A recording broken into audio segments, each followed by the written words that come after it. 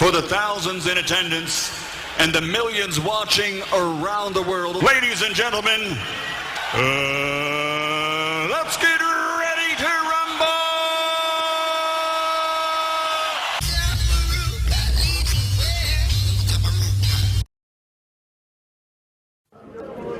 The United Nations says growing numbers of African migrants passing through Libya are being sold as slaves by traffickers or militia groups before being held for ransom.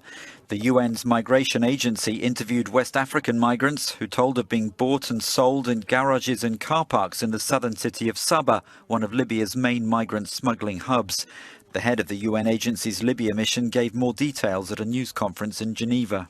If you go to the market and you can pay between $200 and $500 to get a migrant that will work with you on your daily jobs or support your work. After you buy, this person is handed over to you. Again, then it becomes your responsibility. Many of them escape, many of them are kept in bondage, and many of them are even imprisoned inside an area where they are forced to work on a daily basis. There are also claims that women have been bought in Libya and forced to be sex.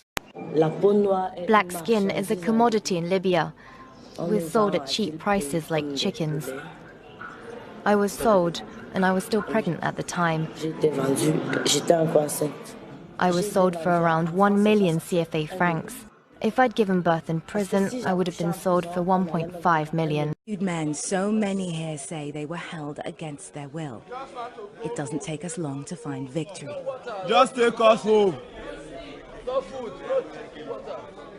Just take us home. Want to go? No food, no water, nothing.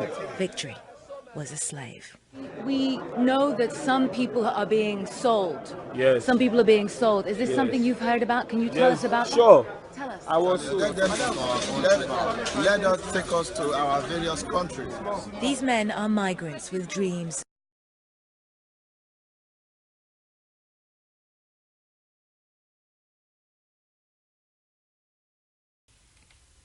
Yeah, this is the Cutting Edge on RFM.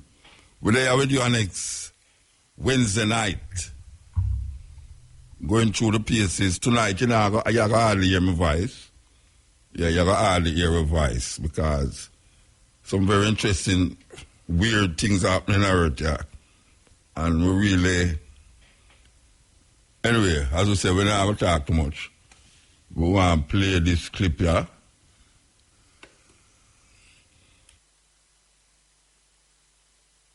The UN-backed government in Libya said it is looking into allegations that African migrants are being sold in slave markets. We are, from the head of the Presidential Council to the Interior Ministry and the department working against illegal immigration, dealing with this issue. There have been instructions to form an investigative committee to find the truth and capture those responsible and take them to court to be punished. Now, according to reports, the trade works by preying on the tens of thousands of vulnerable people who risk everything on what's been described as the deadliest route on earth. They use smartphones to connect with people smugglers to get them to the coast in the hope that they can cross the Mediterranean into Europe. Mahmoud Abdul Wahed reports from a detention center in the capital, Tripoli. These migrants were rescued by Libya's Coast Guard in the Mediterranean and brought here to this detention center in the Libyan capital, Tripoli. Now, they are from several African countries, and they say they have fled war, poverty, and unemployment in their countries. Some of them say they have nothing at all to live on in their own countries. They have taken a tough journey through the desert, and they have paid people smugglers to get to Libya to try to cross the Mediterranean to Europe. With security and financial collapse in Libya, human trafficking and smuggling have become a growing trade. Not only African migrants who risk their life, but also many Libyan locals pay people smugglers to get to Europe through the Mediterranean. Despite European efforts to monitor the Mediterranean, this crisis does not seem to be ending any soon until order and stability prevail in Libya. There is no proper registration for the tens of thousands of migrants when they arrive in Libya. Many are from West Africa, but also Somalia, Sudan and Eritrea. but they come with very little money and are vulnerable to exploitation. Libya's economic and political chaos allows the armed militias and smugglers to operate with impunity, preying on these people for illicit profit. According to the reports, the business of detention centres is unsupervised in some parts of the country. Stories have emerged of torture, rape and forced labour. And when the centres get too crowded, people are then allegedly sold off like goods in an open market.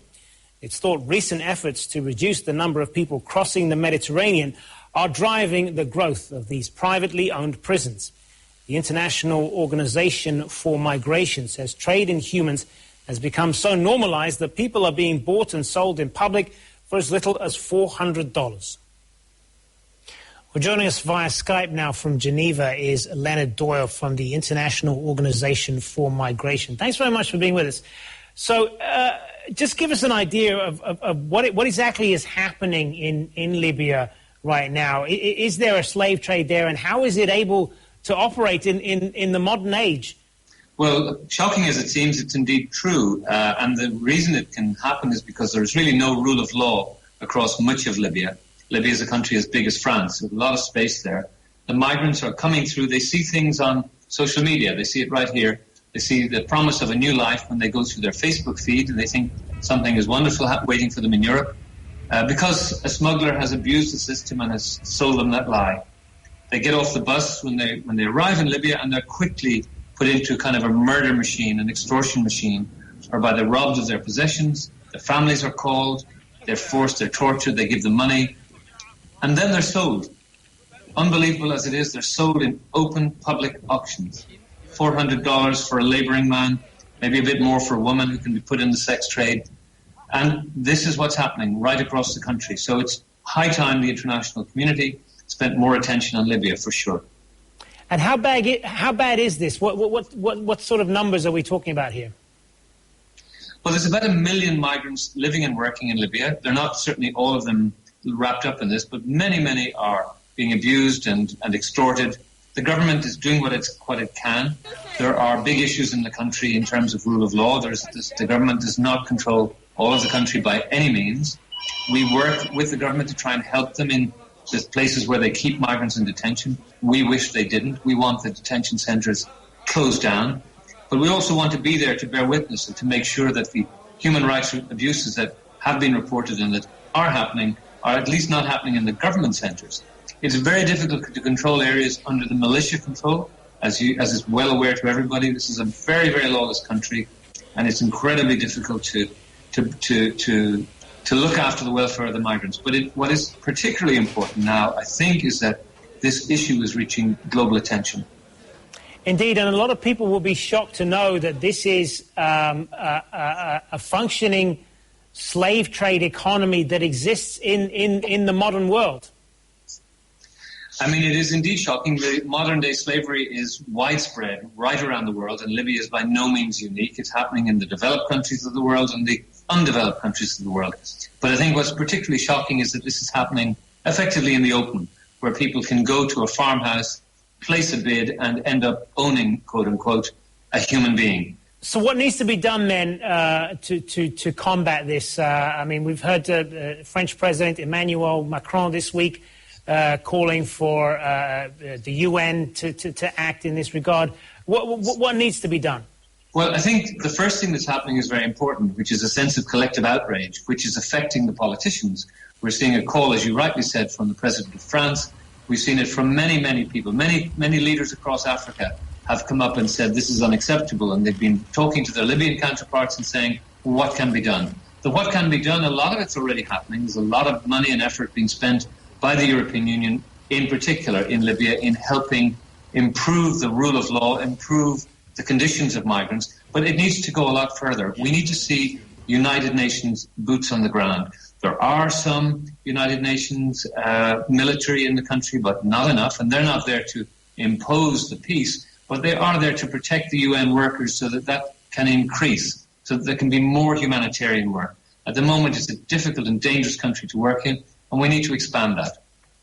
And is there a sense of a shared responsibility in all of this? I mean, it's very easy to blame Libya for all of this and the power vacuum that exists there. But this is a result of the fall of Gaddafi, which many Western nations had supported back in 2011, and there is the ongoing issue of migration to Europe and the lack of coordinated action by European nations there. So does more need to be done as far as the international cooperation on this? Well, I think it's kind of easy to have that narrative that you've just given, and and that's part of the story, undoubtedly. But the notion that that because one dictator was removed from power, that that's the reason for all this happening. Well, I think that it's got to be more than that. I mean, this is everybody's responsible for their own lives, and the fact that there's lack of rule of law or lack of central control in Libya is down to the civil war that's engulfed the country at the end of the day.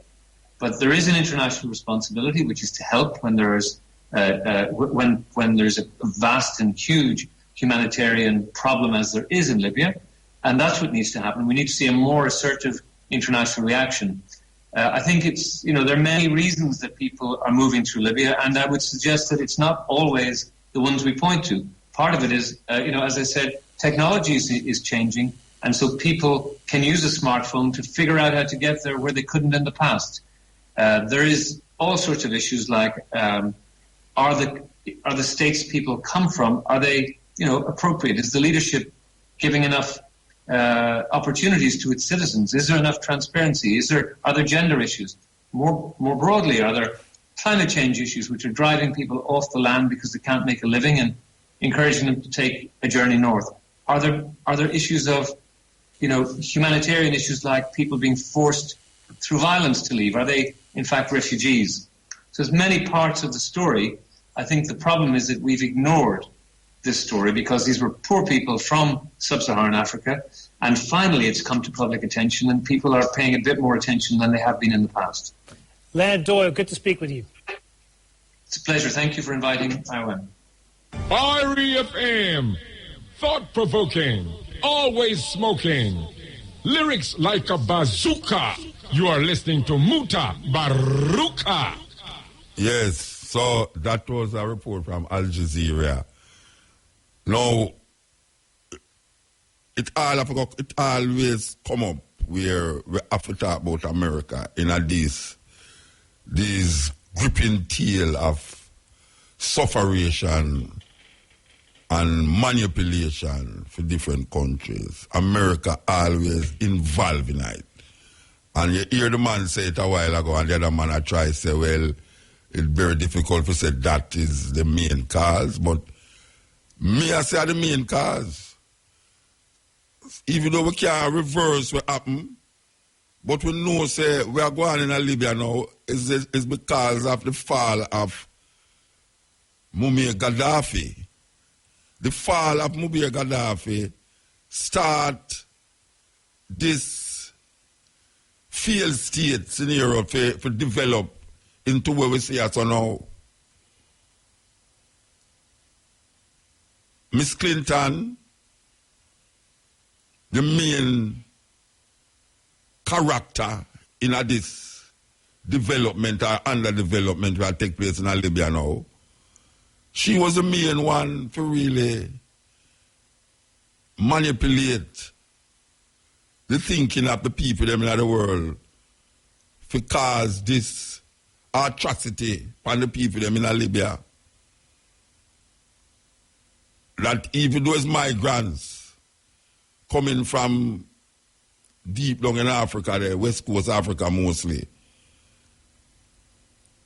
it's a weird thing for really, and people that actually want to vote and a ball out to them prefer Clinton. People really did want to vote to say them want Clinton, Hillary Clinton as the president of America. When after what she do in 80, after what she do, we know where we say we are going, our handiwork, that evil President Obama, I will keep repeating it, I will not stop repeating. President Obama declared that one of his greatest what we call it, disappointment in his tenure as president was after the fall of Muammar Gaddafi. Them never have nothing in place to fill the vacuum. And because them never have nothing to fill the vacuum, this is where it happened. Libya has become a failed state. A state where you also have the people them on a level of education and development. Because Gaddafi see the necessity for Africa have one money and link the money to gold instead of linking to the US dollar. Gaddafi debt, a miserable debt. And now we see where we are going, and now we are shout out again. And then we turn around and wonder, warm to the AU. Warm to the AU. We say a country where was ravished by civil war. I mean, ravished by civil war. We see them come to the cause now, Rwanda, to be precise. So Rwanda offer refugee at its refuge to enslave Libya migrants. Rwanda, imagine that. So them could have taken like 10,000 refugees. Rwanda went in a certain, where people that are say, look how Africans are killing off them Africans. I don't even know why that is going on in Rwanda.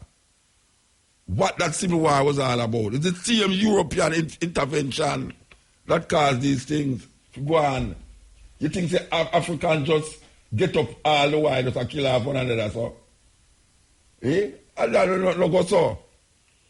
There's certain political intervention that take place in these countries. And not only in Africa neither, you know. Because we see that happening in the Caribbean, we see that happening in South America and Central America. When people try to do things how them want to do it, you hear say not so it must do, it must go in the favor of democracy according to American democracy. And we look on the whole intervention. And we say Rwanda is offering to take migrants, African migrants. Imagine that. 30,000. Rwanda offer 30,000 offering to take 30,000 African migrants stuck in Libya. Where is the AU? Where is the AU in all of this? I wonder if the migrants them come from Nigeria. Nigeria have the biggest population of people in Africa. I think it's 170 million people. You go to Lagos, it's the most confusing place you ever see anywhere. Confusion until it can't confuse no more. What happened to the Nigerian government? Or when you hear the Nigerian government a ball out for them people we get stuck in that issue because them are run from poverty and war and starvation and all them something they can't to where them are tell way the people are run from. Like everybody. A whole heap of Jamaica, the majority of Jamaican young people that prefer to leave Jamaica. But guess what? Them don't have no boat, them not as near. The coast between North Africa and Europe is less than Yasso and Cuba. Gibraltar is like you can't stand up over one time with there at Genoa. Which part them say Columbus come from? With there Genoa and the man that show we say, see Africa over there so. See Gibraltar over there so. North Africa, you can't just stand up over one side and say at the African coast over the other side. So it's not a far distance. I think them say the nearest point between North Africa and Southern Europe is like 11 miles. I think it's 11 mile distance. So it's not no far distance. And people always feel that the other man grass is greener when them left. Because you did have migrants that left Europe for going to Africa one time. When them did that run from the World War. When the World War, they take them might take boat, on top of boat for enter into Africa. Now it reverse. It reverse. It's like when we used to go at 80, now the Asian them try to come here so. So when we look at the manipulation of people by world leaders, by powers that claim to them is powerful. Well, I mean, I tell you, man, it make your heart bleed. Make your heart bleed, man. And by the way, some of them picture where them show is not picture that connected to where I go on in Libya so right now.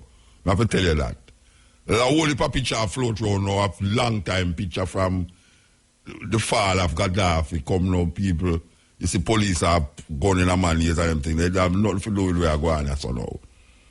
But it still don't take away from the cruelty of people who leave them country so them going to look better. It's like a whole heap of girls that left you now for go to America and feel it go better for them. And sell them because you have some man now in Jamaica where have them contacts over there so we tell them can't get job over there so. And do certain things and make them reach over there. When them end over there then turn prostitute. You know which man with them whole heap of university education left Jamaica and go drive taxi in America. Can prefer go America, go drive taxi and stay here so. You have a whole heap of people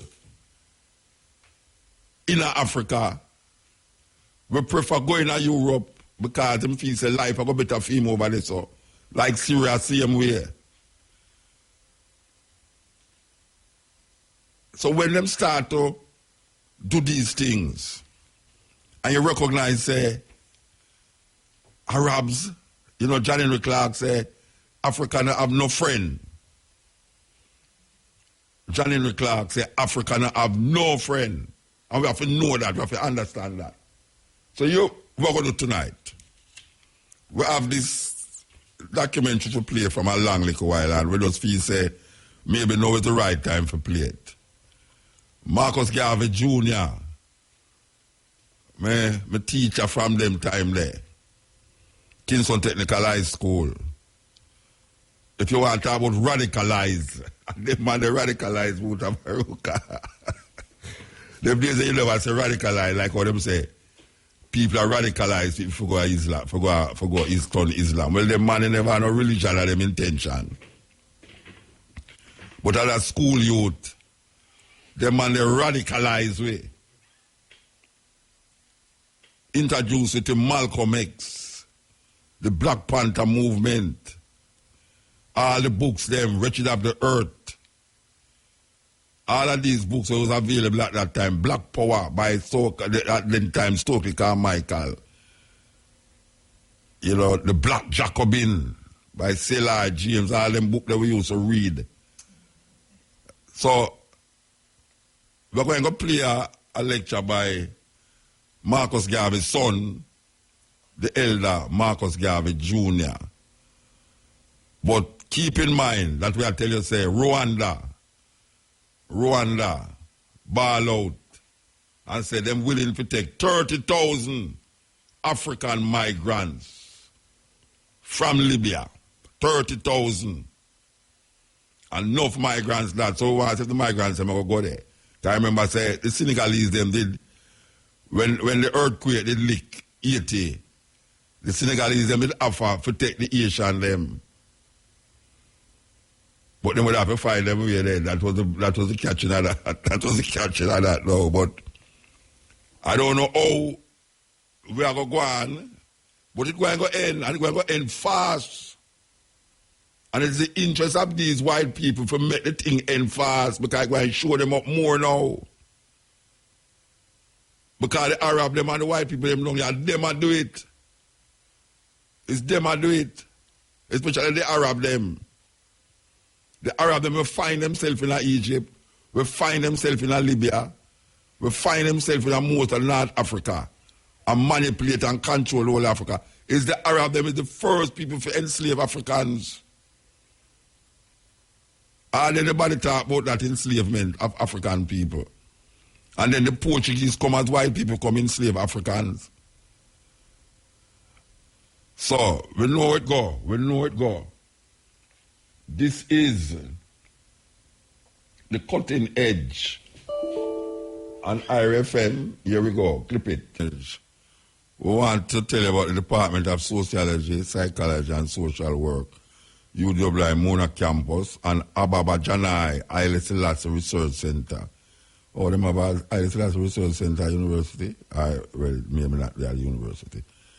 Present the 87th Haile Selassie commemorative coronation exhibition at the main library, UWI Mona Campus, entitled From Rastafari to Haile Selassie First Coronation Impressions.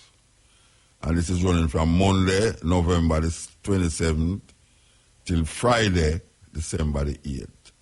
From 9 a.m. to 8 p.m. Saturday, December the 2nd. And this is going on this Saturday, December the 2nd, okay? So it'll run from the 27th, which will start already, to the what, 29th? Okay, so it starts already. So this is at the main library. So anyone who want to view this exhibition can go to the main library. And this is happening Saturday also, December the 2nd. For the thousands in attendance and the millions watching around the world, ladies and gentlemen, let's get ready to rumble!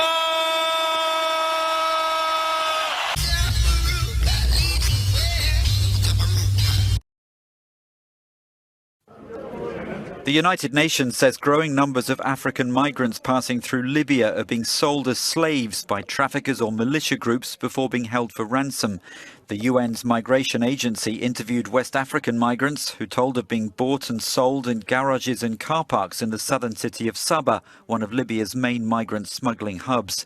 The head of the UN agency's Libya mission gave more details at a news conference in Geneva. If you go to the market and you can pay between $200 and $500 to get a migrant that will work with you on your daily jobs or support your work. After you buy, this person is handed over to you. Again, then it becomes your responsibility. Many of them escape, many of them are kept in bondage, and many of them are even prisoned inside an area where they are forced to work on a daily basis. There are also claims that women have been bought in Libya and forced to be sex.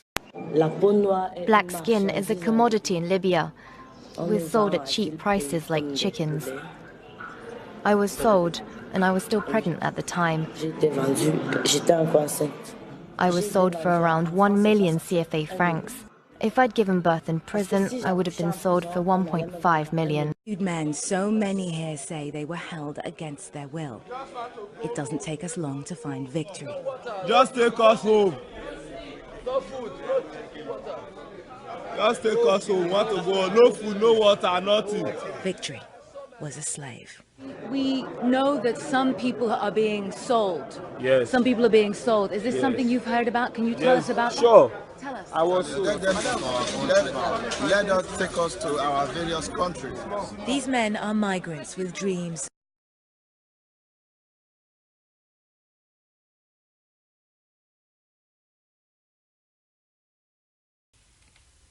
Yeah, this is the cutting edge on IRFM. We're there with you next Wednesday night. Going through the pieces. Tonight, you know, you can hardly hear my voice. Yeah, you can hardly hear my voice because some very interesting, weird things happening on earth, yeah. And we really...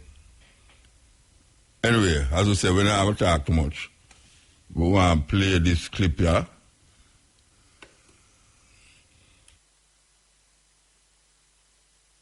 UN-backed government were then sold in Boston for $2.50 each.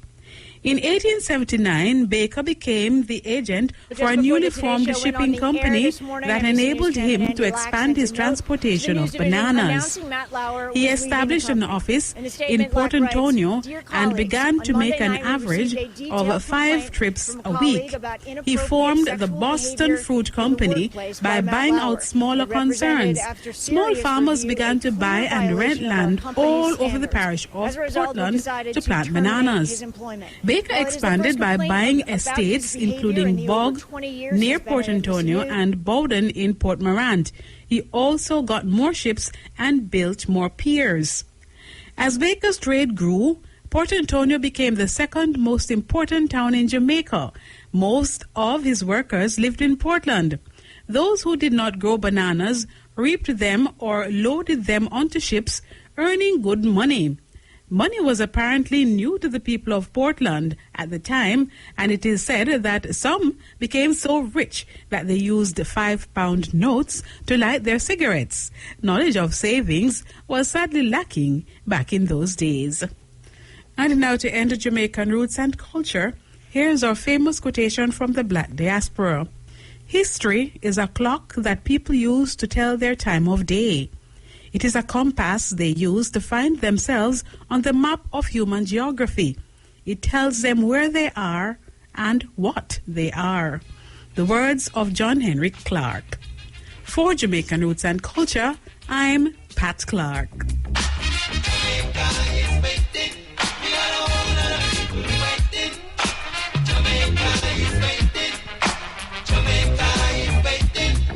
Yes, that was Pat Clark talking about banana. This is the Culture Nation IFM. As we say, we want to present you a documentary. We have hold it for a little while now, but we're going to play it now.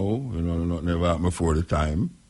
And the time is now. It is about the Arab slave trade, and it is Dr. Marcus Garvey Jr., first son of Marcus Garvey. And he's the one that's giving the lecture. So make us see if we can line it up. I am behaving like Professor Jeffries these days. As you see, I have my books.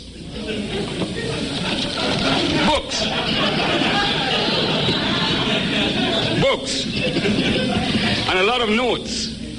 So you're going to have to sit down and listen to me. And I'm back in my jacket. That tells you what that means.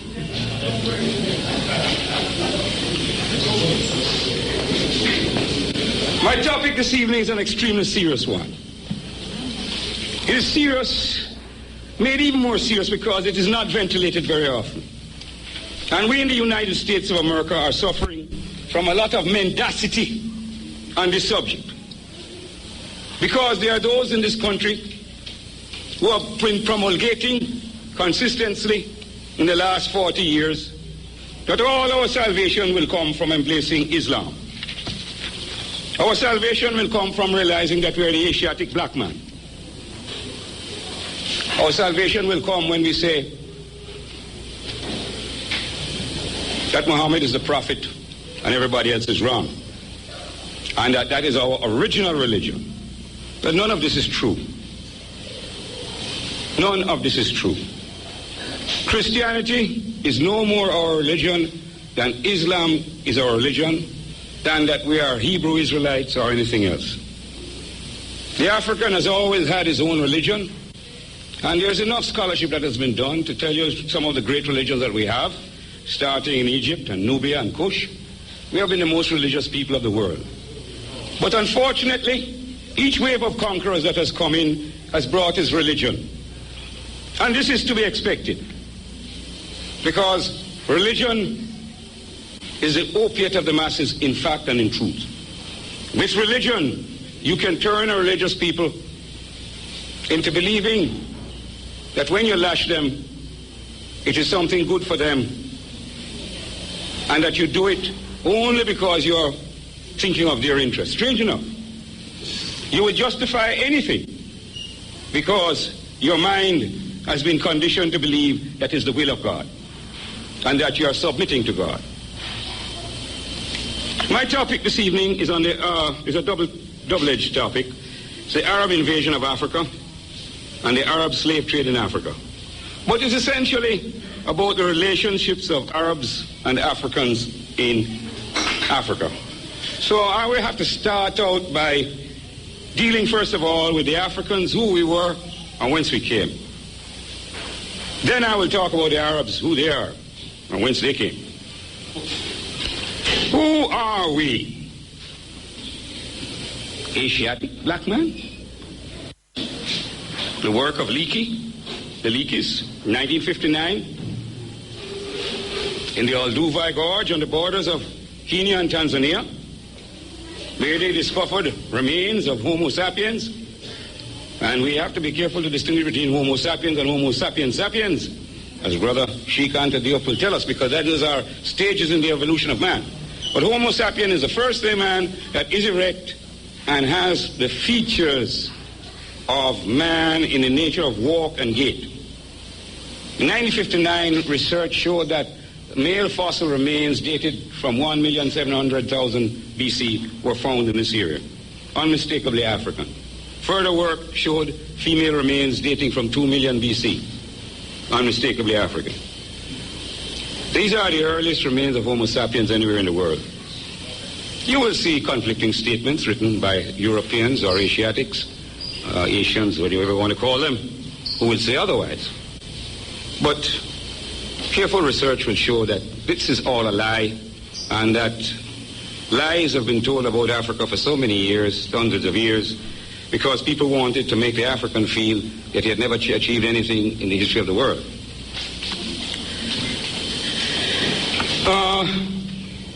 If you look on the map, it's very difficult to see it there, but remember if somebody who is near the map will point out roughly where the border of Kenya and Tanzania is.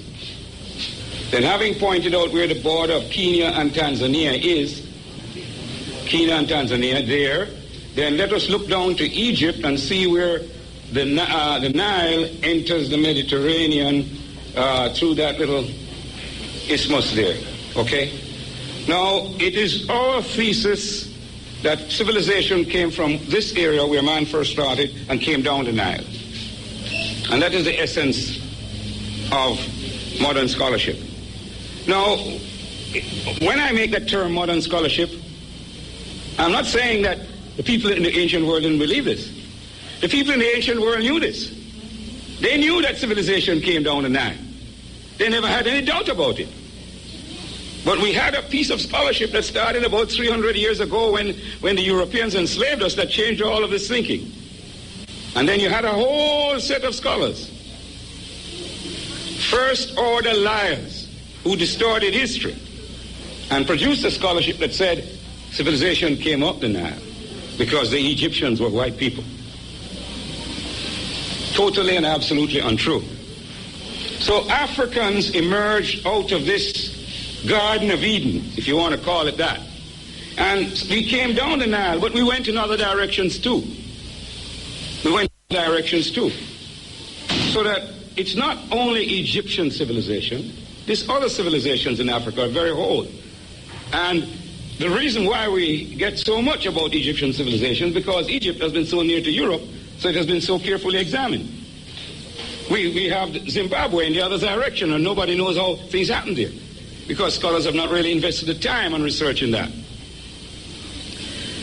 We look also at the situation as we move down this Nile and realize that by about 10,000 BC, we were already beginning to lay the foundations of orderly agriculture in Africa, in what is called Kemet and Nubia, okay?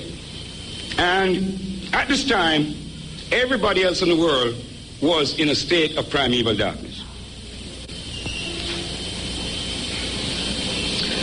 We have, in the concept of Africa, a cutoff along the northern part of Africa where the historians tell us that the people above this line are undeniably white people who belong to a white race. Then a little later now, when more facts have hit them, they start saying they are Euro-Asian people. Euro-Asian people who are light-skinned, white. You know, they can't exactly say white, but light-skinned people. They are, of course, not African. Well, there's a great man who came out of Africa. Perhaps the greatest intellectual of our time. And he wasn't born anywhere in the West. He was born in Senegal.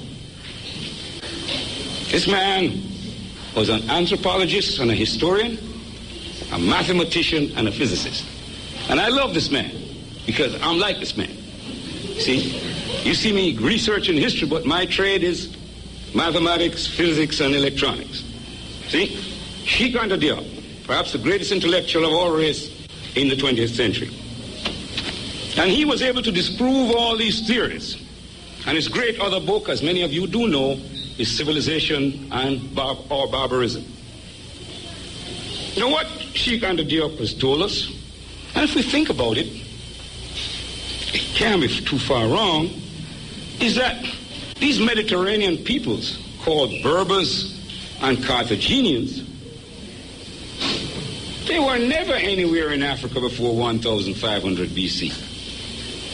1500 BC is late developmental charge of Africa.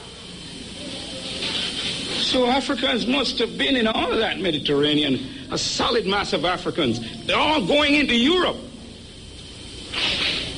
in the time around 2000 BC. As a matter of fact, we do know from history that the Phoenicians, the granddaddies of the Carthaginians, came over into North Africa in 800 BC. Now you wonder why I'm taking so much time about this, because it's a question of whose land? Whose land? Who is the righteous owner of the land? The brother from the PSC speaking about that. And that's why we in the UNINA said, by the way, I'm Marcus Garvey Jr., President General of the Universal Negro Improvement Association and African Communities League of the World. In the direct line of descent from Marcus Garvey, 7th President General, and I'm doing my father's work. And my father's work is a redemption of Africa for the Africans, those at home and those abroad. And that cannot change.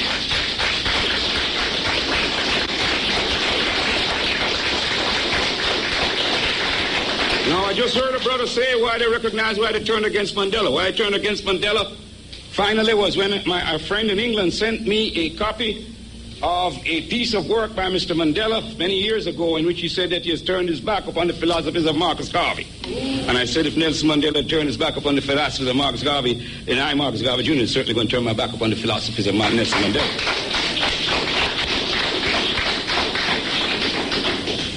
Now,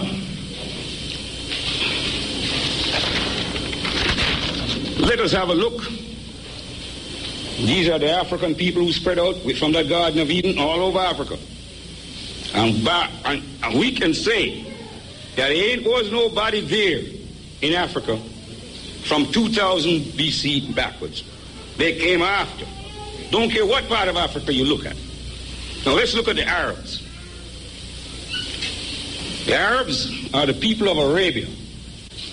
And you look across the Red Sea, if somebody just point out the Red Sea there, and point out Arabia for me. There it is. There it is in the corner. In the northeast of Africa, to the northeast, there is Arabia. That's where the Arabs come from. Here you talk with Professor Clark, you're talking about a sand people, a nomadic people. A lot of nomadic people in those times. The Chinese were wandering across the Gobi Desert. Yes, sir. They hadn't built any civilization. When we had a civilization. Yes, third page on your map, on the handout. I remember the way to read it so that the legend comes in the left-hand corner. Okay? Now, these Arabian people, and here's where a little investigation helps us. These Arabian people, look across again, next door, across the Red Sea. What do you see? Now, somewhere down there I don't have it on the map, but on all the maps of the ancient world, you would see near the bottom of the Red Sea, you would see the names Meroe and Aksum. And some of you who have listened to lectures by Professor Clark and Dr. Ben will have heard these words about Meroe and Aksum. It's not on that map because it would be on the ancient maps, but it would be in the Sudan. In between the Akbar River and the Blue Nile. See if you can track it out. Go up a little more and a little to the right, and there you'll see Meroe, and a little lower down Aksum. Those were great nations that existed in those days. Now, those areas were called loosely Ethiopia.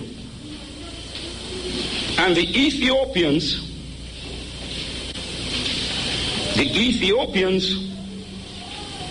were made excursions into Arabia from early areas, and Arabs came across the Red Sea were brought back across the Red Sea by Africans. I'm going to make statements about the introduction of Arabs into Africa, but the statements I make do not take into account what was happening there. I want to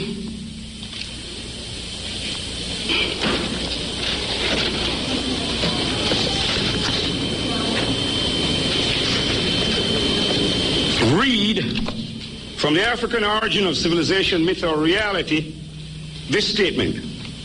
But you have to understand that there was activity across there, battles between Arabs and other Semitic people who were in that Arabian Peninsula, and our people in Meroe, Aksum, in the Ethiopian heartland there.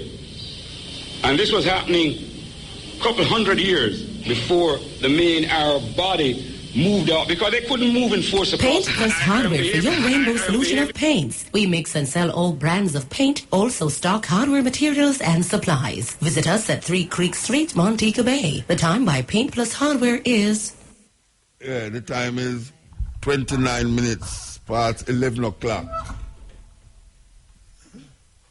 Technicians looking for original transistors and ICs? Visit OCI Electronics, 68 Barnett Street, Montego Bay, or call 971-8206 or 398-1138. 10% discount when you mention this ad.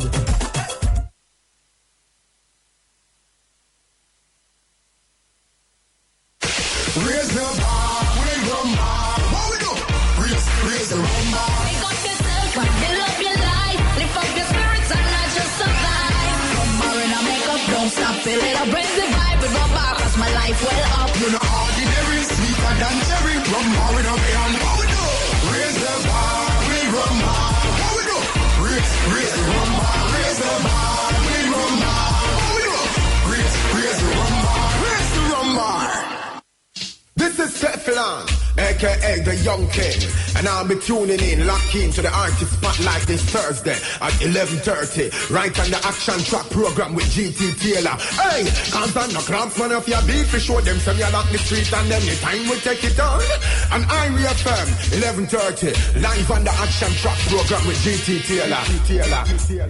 Discover exceptional cocktails with Appleton Estate. Enjoy Appleton Estate signature blend cocktails. We are rum people. Must be 18 years or older to drink. Enjoy Appleton Estate responsibly. Voice of the original Chronics, and I say each and every one forward to the Chronology Tour, Jamaica. I and the original Protege AA will be playing reggae music non-stop. Friday, December 1st at Mass Camp, Kingston, Jamaica. Saturday, December 2nd in Mobay, Pier 1. Oyster Rastafari and Rule. Gates open at 7 p.m. Showtime is 8 p.m. sharp. Music by DJ Sparks. Pre-sold tickets is $2,200, and for the people who sell them as VIP is $3,500. I was just sponsored by Chronics Music Group, so Circle, Jamaica Observer, Headline Entertainments, Irie FM, Zip FM, Lasco, I Cool, them think the Rasta fool, original Chronics, take them to school. Everybody forward and what a vibes, we are do it for the love, we not do it for the lies.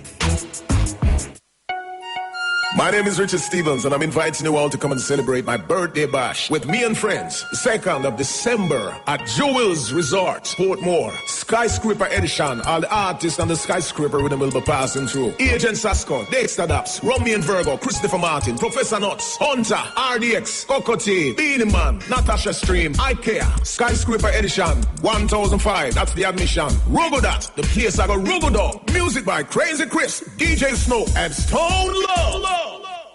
The holiday is drawing near. Looking for that perfect present for the one you love? Book them a cabin right now on the Love and Harmony Cruise. 6 days and 5 nights of a non-stop party cruise. With Barris Hammond. Love and Harmony Cruise. Barris Hammond. Book feet Lantax. Sanchez. Love and Harmony Cruise. Sanchez. The Dr. Beaneman. Zagazan. I'll be there on the Love and Harmony Cruise. Elephant Man. Mr. Vegas. Lust. Kevin Little. Ruby. This is your boy RUPEE. I'll be on the boat. Log on to loveandharmonycruise.com. Join us this Saturday from 10 a.m. It's the Home and Things Custom Appreciation Celebration live right here on IRI FM. The crew will be rocking 17 Old Hope Road, and you can get nothings for your home. Super specials on everything in the store. That's right, everything. Discounts on top of discounts, giveaways, prizes and surprises. See you this Saturday for the big Home and Things Custom Appreciation Celebration. Your home will love you for it. Home and Things, brands you know, brands you can trust. Better Wheels, do it again. Yes, people spend $5,000 from September 18 to January 31, 2018, and you stand a chance to win a 40-inch Samsung TV, a 10-inch tablet, or a couple's massage. And me not done yet. Spend $20,000 or more from now until April 30, 2018, and you could drive away a 2012 AD van. Yes, Better Wheels, Galena, Linstead, and Port Antonio. Authorized under Section 58.3 of the Betting, Gaming and Lotteries Commission. Contractors, homeowners, are you remodeling or building your dream home? K-Ban Hardware has everything you need from foundation to finishes. K-Ban has great prices on lumber, steel, cement, tiles, doors, toilets, shower enclosures, not to mention our exceptional roofing tiles. Plus, check out our monthly specials for even more savings. Visit us at 22 King Street, Linstead, and 94 Great George Street, Savannah, Lamar for an unbeatable shopping experience. Delivery available. K-Ban Hardware from foundation to finishes. For all your electrical and plumbing needs, see Daniel's Electrical and Plumbing Supplies at 19 Lower King Street, Montego Bay. We stock panels, breakers, bath, basins, mixers, and much more. Telephone 940-1754, fax 971-5432.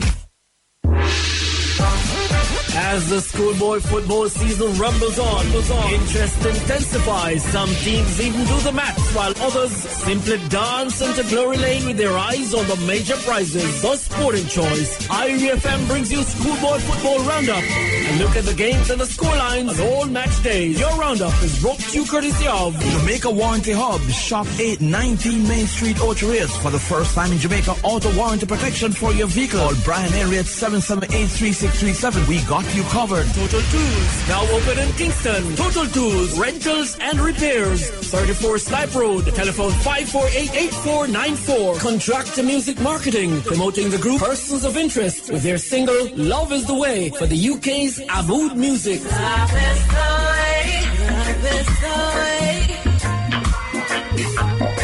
I try to tell them every day. Black Beaters Records promoting Black Beaters' new single, Money Chichi and Entrap the Money. Chop for the money, me a say chop for the money like how Jung Jang Jing set up shop for the money. And chop the money, me a fi chop the money. Cause you know me not depend on no cash pot money. For bookings, call 999-2333. Deals and Delivery Hardware, Martin Christie Street, Great Pond, Ocho-Rios. Telephone 974-3377. The Everything Hardware and more. Triple M Nursing Institute, changing lives through education. 1 Gully Road, St. Anne's Bay. Now registering for January. Call 467-5123. Michelle's Paint Store, your one-stop paint store. 87 Main Street, Ocho-Rios. 85 Market Street, Falmouth. And 78 Gully Road, St. Anne's Bay. Call 974-8089. Real Deal Windows and Doors. Tower Isle, St. Mary. Telephone 867-9349 for the best in windows and doors. Oil and Chemical Outlet. 4 Old Buckfield, Ocho-Rios. Telephone 974-6707. Buy it from the source, wholesale or retail. Bleach, $80 per gallon. JM Floral Designs and Services, where your fantasies become reality. 130 Main Street, Ocho Rios. Call us at 974-9638. School ball football roundup, a sure shot.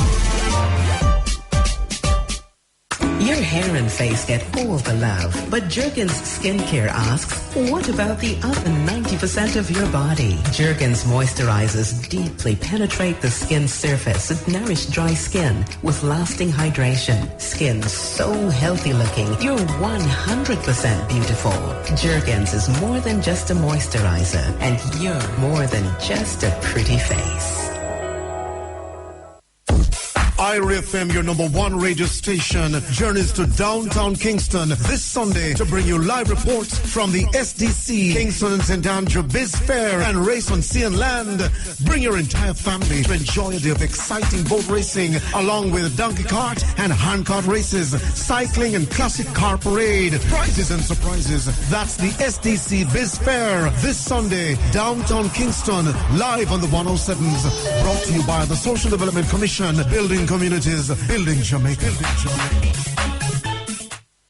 Shop at Courts today and enter for a chance to live the life of a millionaire. You could be one of 2 millionaires each week from now until December 31st, 2017. Don't miss our amazing sweet deals, including Courts goodies, Courts vouchers, and free gifts. So shop now. Get credit approval in 1 hour, plus pay nothing until January 2018. Get TVs for $28,999, fridges for $22,999, and lounge sets for $45,999. So make your wishes come true. Only at Courts, bringing value home. Conditions apply. Yes, we're going back to school. Marcus Garvey Jr., the Arab slave trade. Like Professor Jeffries these days. As you see, I have my books. Books. Yeah, no. You know, it come like we're going back over the thing. Trust me, that terrible thing that. They were caught into the heartland of Nubia, and they were put to the sword. And the agent of destruction was the great phalanxes of African bowmen who shot with deadly accuracy and cut down the Arabs. That was the first defeat of the Arabs after they burst out of their lair in Arabia to terrorize the world. First formal defeat. Now, in reading some books, there was one book which I didn't even bother to bring, because the brother writing about this, I should never have used that word, the Aryan writing about this time said that he feels that it must have been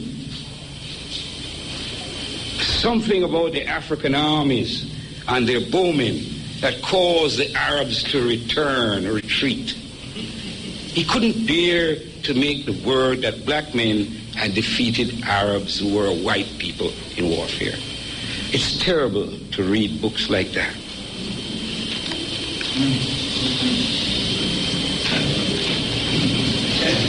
This battle is not given in battles in the history of the world.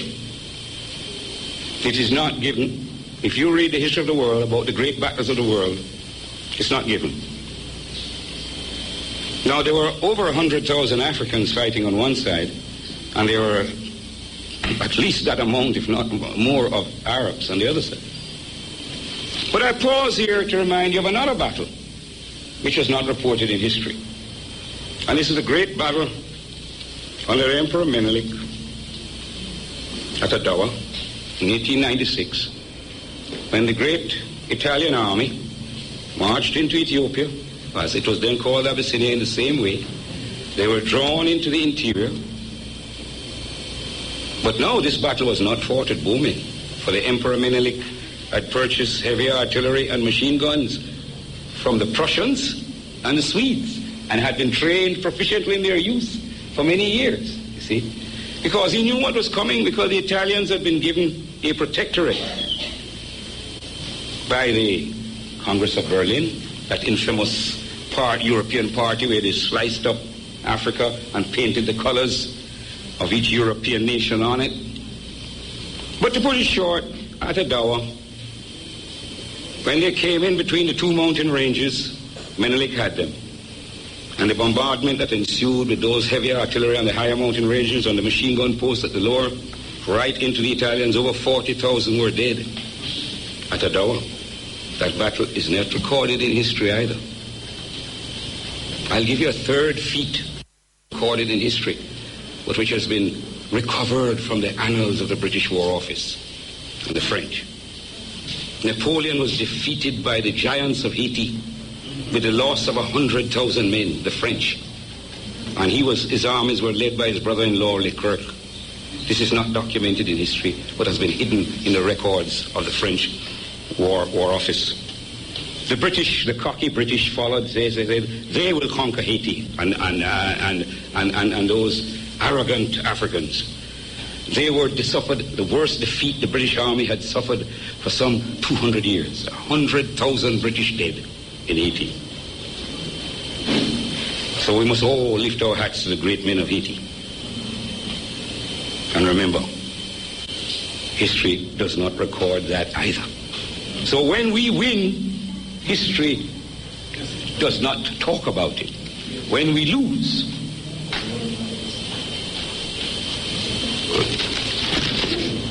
now after this repulse in 643 AD, the Arabs, like all white people, licked their wounds for a while, but they are coming back at you. And they came back in 1651 in tremendous numbers. See? In tremendous numbers.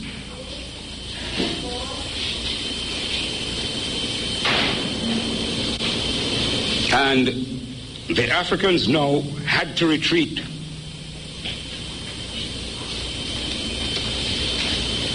And their capital city was attacked and eventually taken. But they did not give up the fight. They came back in more numbers and numbers. And they fought the Arabs to a standstill. And when the Arabs decided they had to retreat, they sued for a peace. And unfortunately, brothers and sisters, we let them have a peace and an arrangement.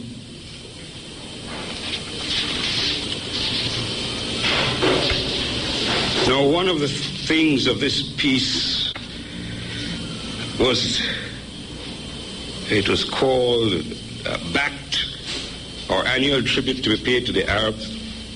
And it's been emphasized that this is terminology, because the Arabs had to pay payments to the Africans. But the unfortunate payment that we elected, our ancestors elected to make, was to deliver 360 slaves near the frontier each year, plus 40 extra slaves as a gift to the Egyptian viceroy.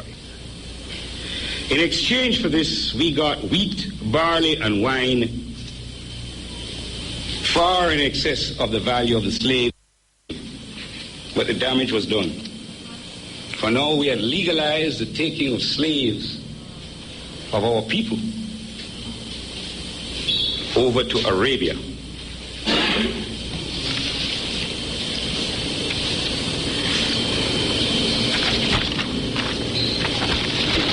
So the invasion of Africa continued. If you look on your map, you'll see a place called Kairouan that the Arabs reached in 670 AD. This was in southern Tunisia. The Arabs were also moving in the opposite direction, as I told you. But let us concentrate on them sweeping across Africa, the north of Africa. They reached Carthage in 695 AD. And soon after, I think by about 705, they were looking right on the Atlantic. And this was an achievement for these desert rats who had come out of their sand holes only a few years before, but now they were conquering. And they didn't stop in Africa. For they entered Spain in 711 AD. And when you talk about Africa, Arabs conquering us in North Africa, they were conquering a lot of other people too. And I want this fact to be emphasized. We made our mistakes, but we beat them, we fought them to a standstill in our land, there in the Sudan, in Nubia. They entered Spain in 711, and they were in Portugal in 713. And they were in France in 714 AD. How many of you knew that the Arabs were in France? Yes, they were. And they were prowling around in France. And they weren't only looking at the scenery or drinking the wine. And they were there in Europe until Charles Martel the Hammer defeated them at Poitiers in 732 AD and pushed them back across the Pyrenees into Spain. And you know how long they stayed in Spain.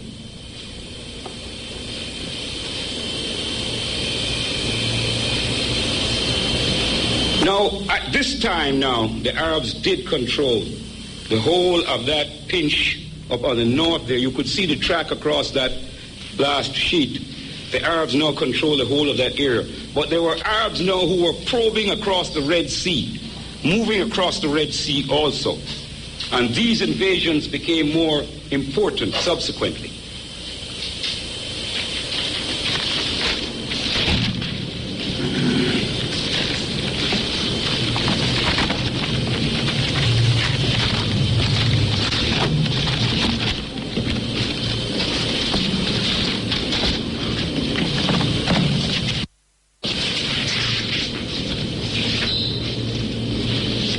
Now, what happened during this, after this invasion, was that the pressure of the Arabs continued. And in this process, they were spreading their religion of Islam. And this religion of Islam was now coming across the Sahara, for they're moving across the Sahara, although we still had firm in Nubia. And the two kingdoms that we had in Nubia were Makuria and Alwa.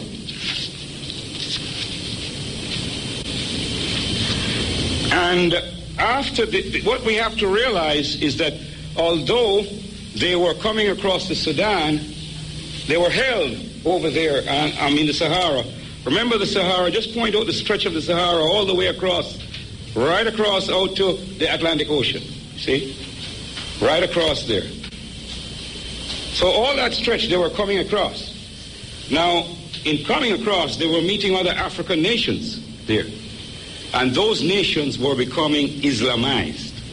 See? But there was invasion coming across the Sahara. Now, they looked at the Sudan, and for over 500 years, they could not penetrate there. The penetration happened in the 13th century. And here we have the dynastic problems that we have had in Africa. As a matter of fact, this is one of the first examples in the more modern history where a nephew of the king went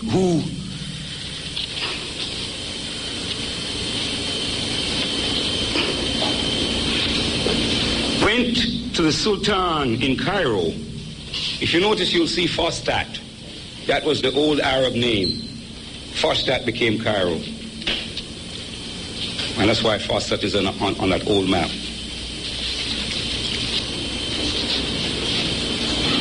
And he intervened.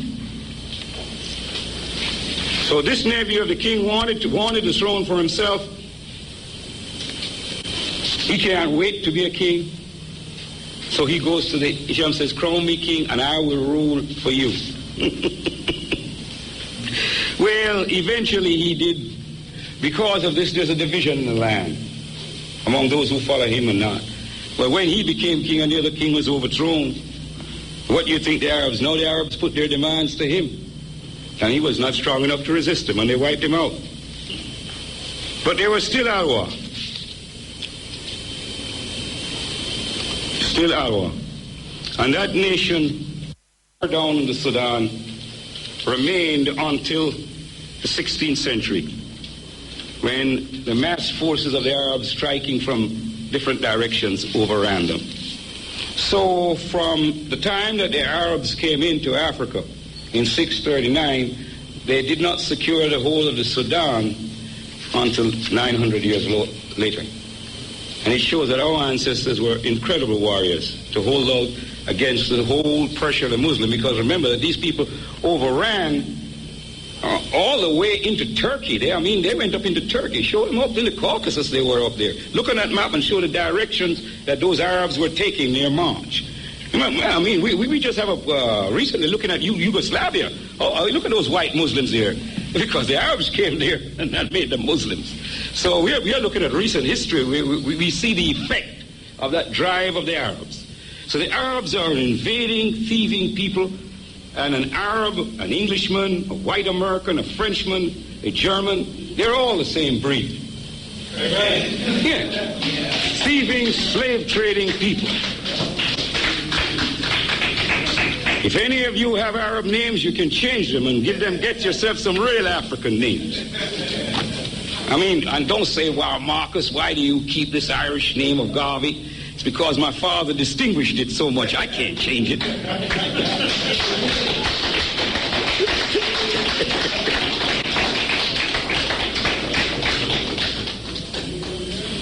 Now, brothers and sisters, those are the classical invasion routes, and you see them coming, like termites across the Red Sea, year after year, year after year. They're not all the time they come in swords and shields, They come in to trade and probe. I mean, they were spying. They're checking out the land, infiltrating. And that's the whole story. You sit down in South Africa and you let this cracker stay there. He's in Namibia. He's in Zimbabwe. Tell them. And there are going to be more and more of them coming. I mean, you hear that some are leaving. For every one that leaves, there's going to be 3 that come in. Remember where we are. Where are we? 400 years ago, who was here making a powwow right here in Newark? We quick, Yes. Yes, the red man. The American. The American. You go on the reservation and tell him that you're the American. He'll tell you something. He's still here, but he's on a reservation. Do we want to be on the reservations in Africa? Do we want to be on the reservations in the Caribbean? I mean, already now they're taking up all that lovely sea, land by the sea, buying it up. Americans, Canadians, Germans, British, French. They don't mind having villas beside each other. They just speak a little different language, but they're all buddy boys. That's something we have to learn. White people may have a quarrel among themselves, but when they see you in the distance, they come together like this. Yeah, boy.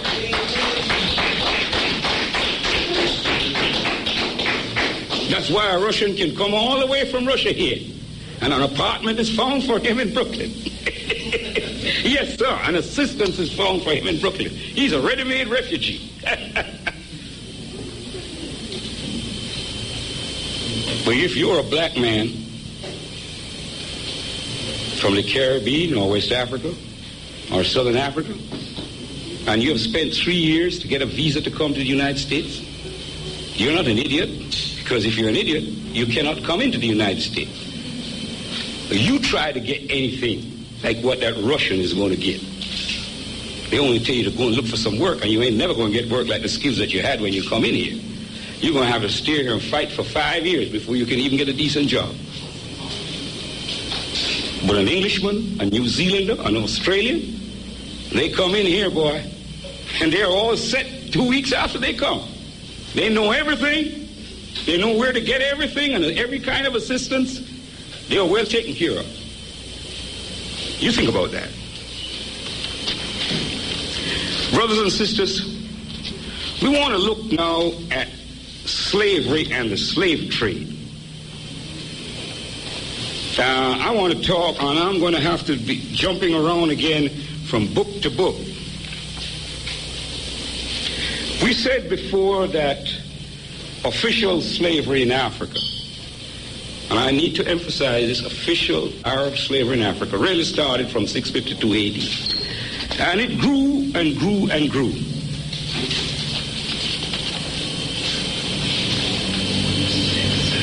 And I want to make this statement so for your own records. It should be noted that slaves had been sent to Arabia from Kush Meroe and Aksum, modern Ethiopia and Somalia, across the Red Sea intermittently and sporadically for some 250 years before 652 AD. However, the formal institutionalized regular trading in African humanity conducted by the Arabs of North Africa and the Middle East began at this time. Okay? Now let's look at the Eastern trading patterns. The slave trade had three routes. First, across the Sahara to North Africa. And North African countries of Morocco, Algeria, Libya is the big one, and Egypt. So if you look at the top part, you're going right across there. They crossed the Sahara. And immediately I want to tell you that crossing the Sahara in those days was no mean feat. You're looking from the takeoff point where the slaves were captured, and you're looking at the top of Nigeria, go down now, yes, the coast, the back coast there, further up the coast, more inland, right, across there. You see, you look across that pull across there, you're looking at 600, 700 miles in those caravans, across that sand.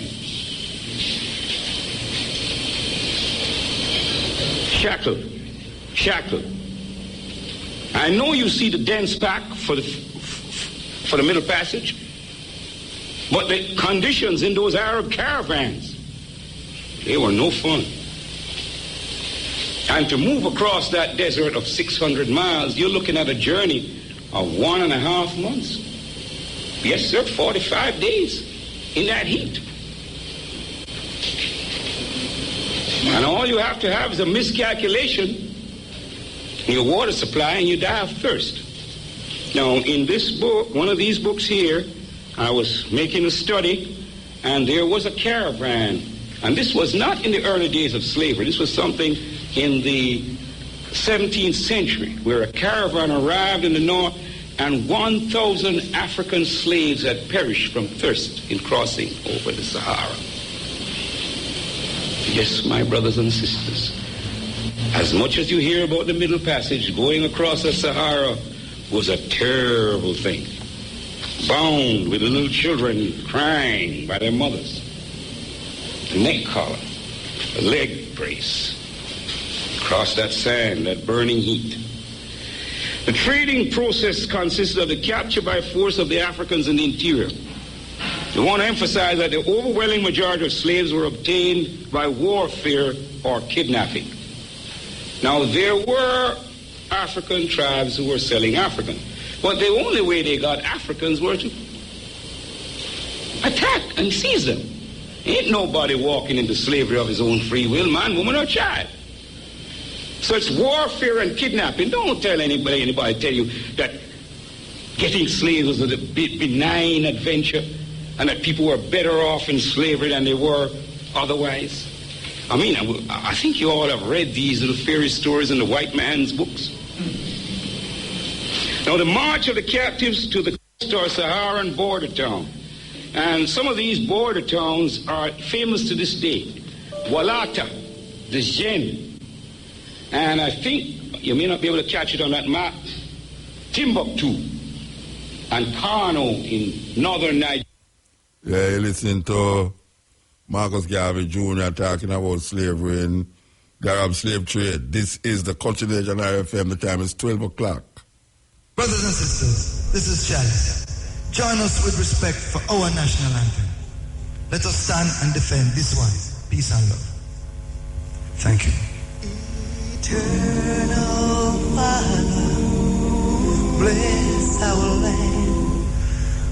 Guide us with thy mighty hand. Keep us free from evil powers. Do our life through countless hours.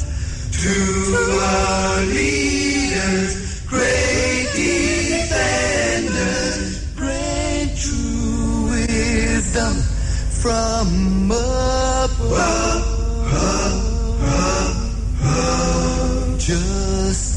Justice, truth, be ours forever. Jamaica land we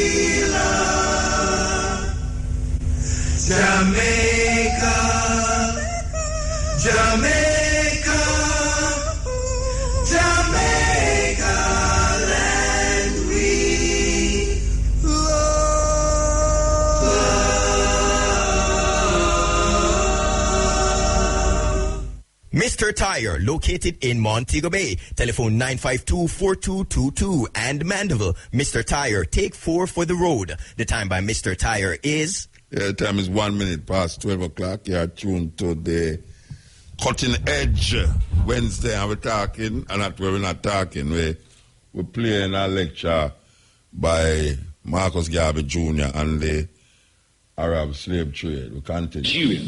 These were the great slave towns where huge pens of slaves were kept.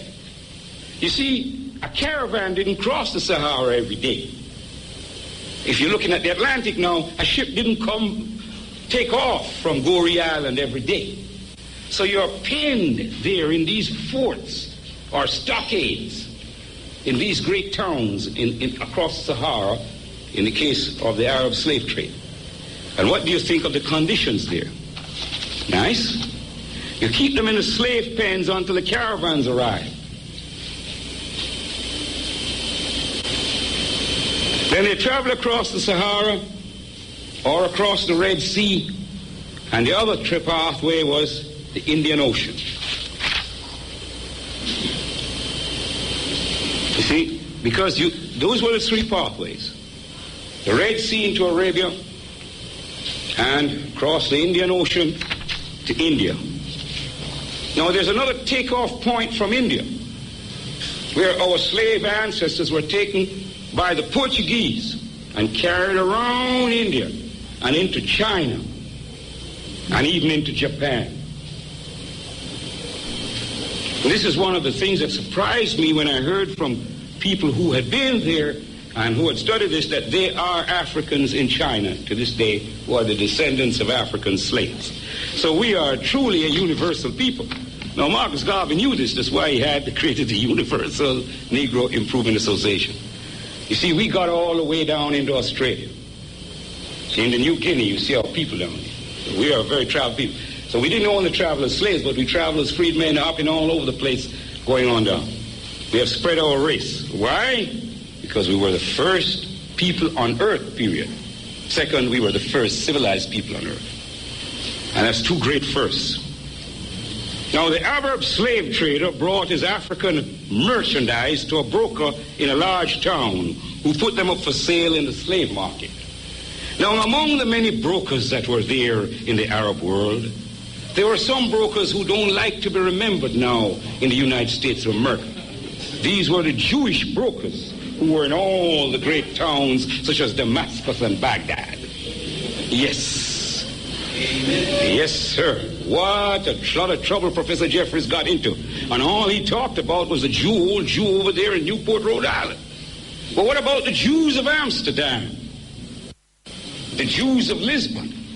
The Jews of Cadiz? The Jews of Toulouse? And Marseille? The Jews of Bristol? The great slave port of England, Bristol. Because that's where the great voyages were planned. Who had the money to put those ships on the sea to send them out for 3 months and to take that route over to Africa and back again? Who had the money to finance these huge caravans to go and fetch slaves across? Who were the great merchants of the Middle East? Who were the great merchants of Europe? Answer me, brothers and sisters, who were they? Jews! So how the hell they weren't in the slave trade? They never cared about how they turned an honest dollar. And we have...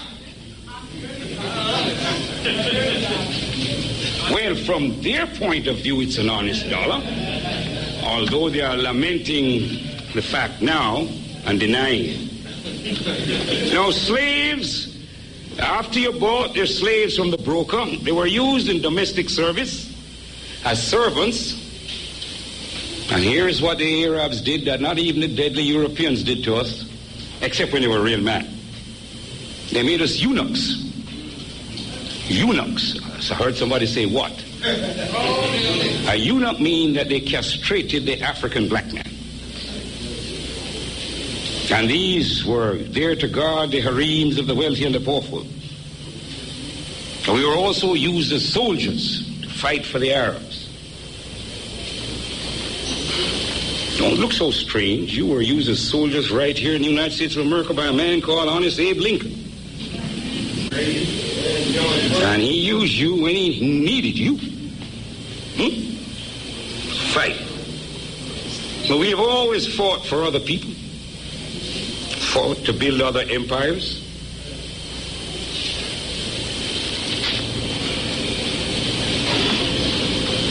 Now, more limited use was made of African slaves in agriculture, mining, and industry than was used in the Western slave trade. And this is how the Eastern slave trade differed. The principal areas that supplied slaves for the Eastern trade, and these varied in importance over the approximately 1,250 years of the trade. Because I am saying here 1,250 years, and I want you to understand that effectively, from about 1900, the African trade, the Arab slave trade went down, would decline because of the anti-slave conventions of the time. But Arabs never stopped trading in African slaves. As a matter of fact, the last legalized legalized abolition of slavery, and I remember I'm saying legalized because I'm using the word advisedly, was in Mauritania, and this was in 1980, as late as 1980. So up to 1980, it was legal by the laws of Mauritania for Arabs to have Africans as slaves. Now, I am credibly informed, and my visit to Africa as there last year in Egypt, that slavery is still being carried on, where young blacks who go on the Hajj never return from the Hajj. They are enslaved in Saudi Arabia and transported to other parts of the Arab world still as slaves. So the Arab will not give up his fiendish ways, his love of Africans' flesh for his own purposes. Now, the regions from where the slaves came from were the coastlands of, we remember now I'm talking about the Arab slave trade, were the coastlands of Kenya and Tanzania. Kenya and Tanzania, look where they were there. The coast of Somalia, higher up, yes, where the U.S. forces are now. Abyssinia, which is modern Ethiopia. Nubia, and the area between the Niger and the Atlantic coast. That's over on the other side. You see, the area between the Niger and the Atlantic coast, and a wide, huge area around Lake Chad, which is a little higher up to the right. Lake Chad, yes. And of course there you have the movement straight across the Sahara into Morocco and Tunisia and Algeria.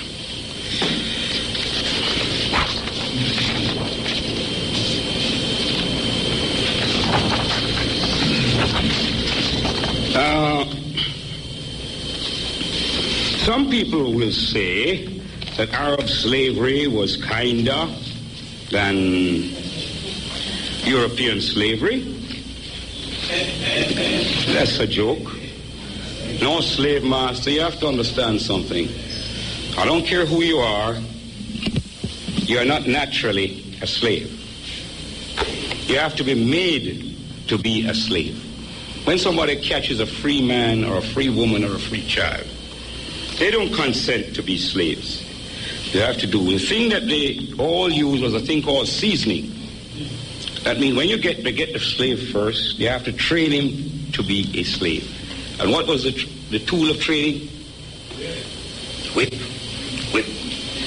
And everybody used the whip on the African, whether every kind of European, German, Frenchman, Italian, Spaniard, every Portuguese, everybody used the whip. And believe me, the Arabs used the whip too.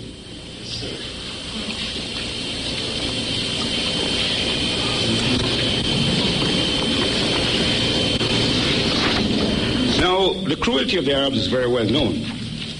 You see, they used to castrate you. Well, you know. Now they castrate you just without you doing anything.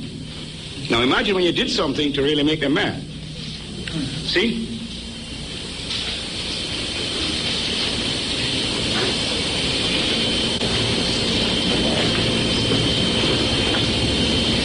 The thing about slavery in the Arab world is that the proportion of domestic slaves, house slaves, was much greater So in a sense, because a plantation slave was... Okay, all right, good. I'll have to use up.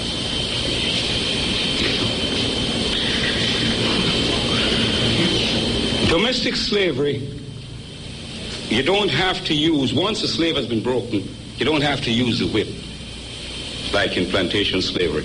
You see, in plantation slavery, you're trying to make a man and a woman work 12 to 14 hours a day, 6 and perhaps 7 days a week. Now, you need special stimuli to make people work like that. It ain't normal. It ain't normal. See? And that's why plantation slavery was more brutal. And there was a reason why there were more domestic slaves in the Arab world. They were not used after thing. And one of the great reasons is what happened in the century. I want to get the century right here.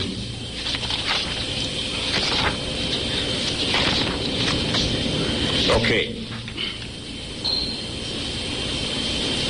It's the 9th century. That means a century that has the 800s in it. And it was the revolt of the Zanj.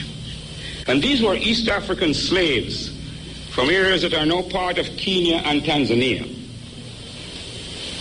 And these Zanj were used by the Arabs in the 9th century to drain the salt marshes at the mouth of the Tigris and the Euphrates.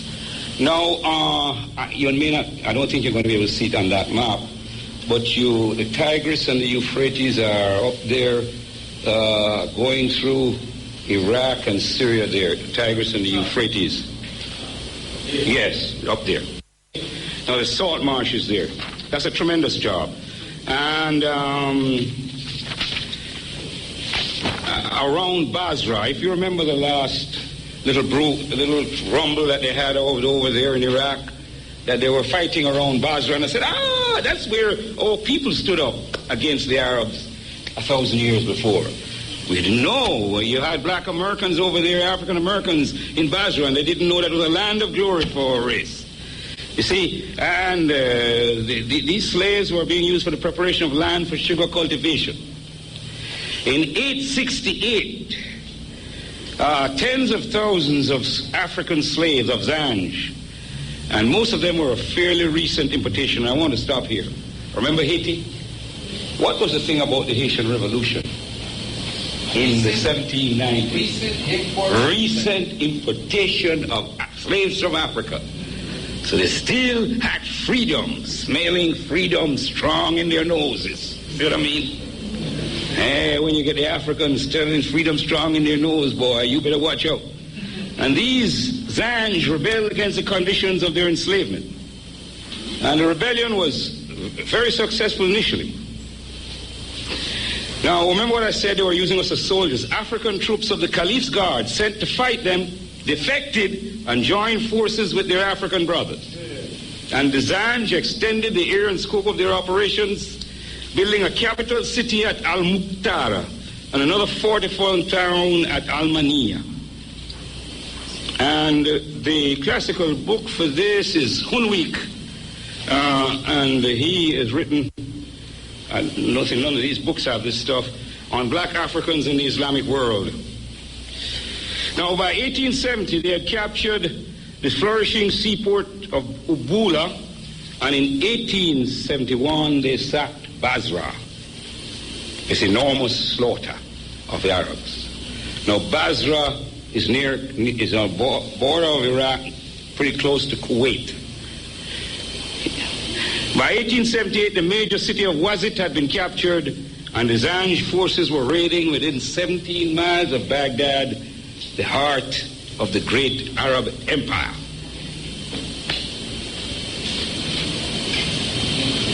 They had defeated a succession of Arab armies sent against them. So the Arabs now had to come back from all their possessions all over the Arab empire to defend Baghdad. And it was the entire Arab armies plus treachery, there's always treachery, who defeated the Zanj in 1880. They attacked the Zanj and took 3 years to defeat them.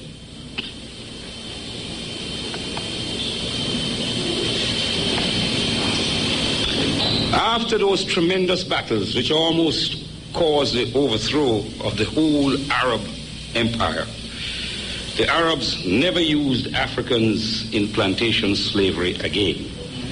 And they learned a lesson which was passed on to the wicked white man of the West, never to put Africans of the same nation or from the same area together on your plantations, for you are certain that they are going to revolt. And that is what happened to us and why we had such difficulty in the United States and also in the Caribbean and South America, because they divided us up. In fact, the Portuguese made this mistake most of all, and that's why there were so many very powerful slave revolts in Brazil until they studied their history and corrected it.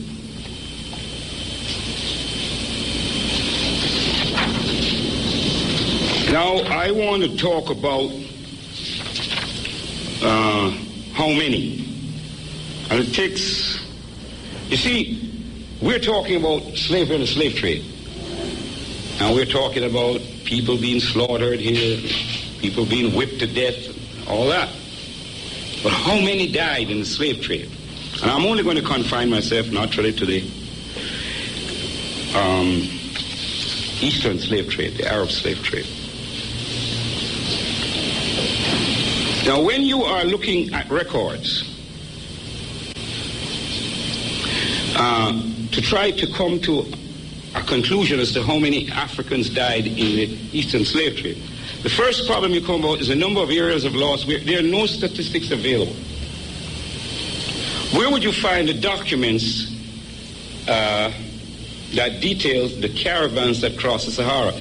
Now, that is not, fictitious, because those documents are somewhere, but those documents are in the hands of Arabs, or they may have been destroyed.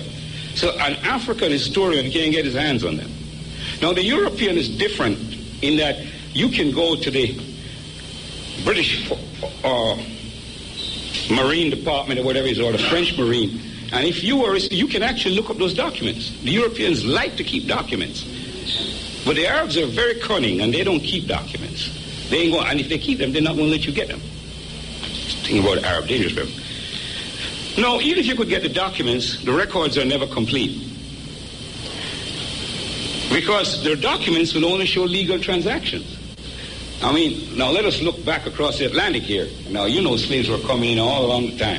I believe that every slave ship that came in legally and stopped in the port and went to the harbor master, and he signed up, and they checked them all the slaves in there. Oh, no. A lot of those slave ships dumped their cargoes along the coast. Just like you have all that good old coke coming in here now. How does it get in? Right? Prohibition. How did all the liquor, where did all the liquor come from? You're trying to stop it, but it was coming in. So there were always large number of slaves ventures that were not legal. They were off the record. Because think of it, if you're going to go to a broker in Damascus, you have to come in legally. What about the little, if you have a set of slaves that you keep outside of Damascus and you come inside and say, I got some slaves. You know? Because whenever you come into the town, you go to the broker, he has to pay a tax. Yes, you have to pay a tax. Cutting edge. If we use them in mines, they had better physical control over them in the mines. That was hazardous work. See?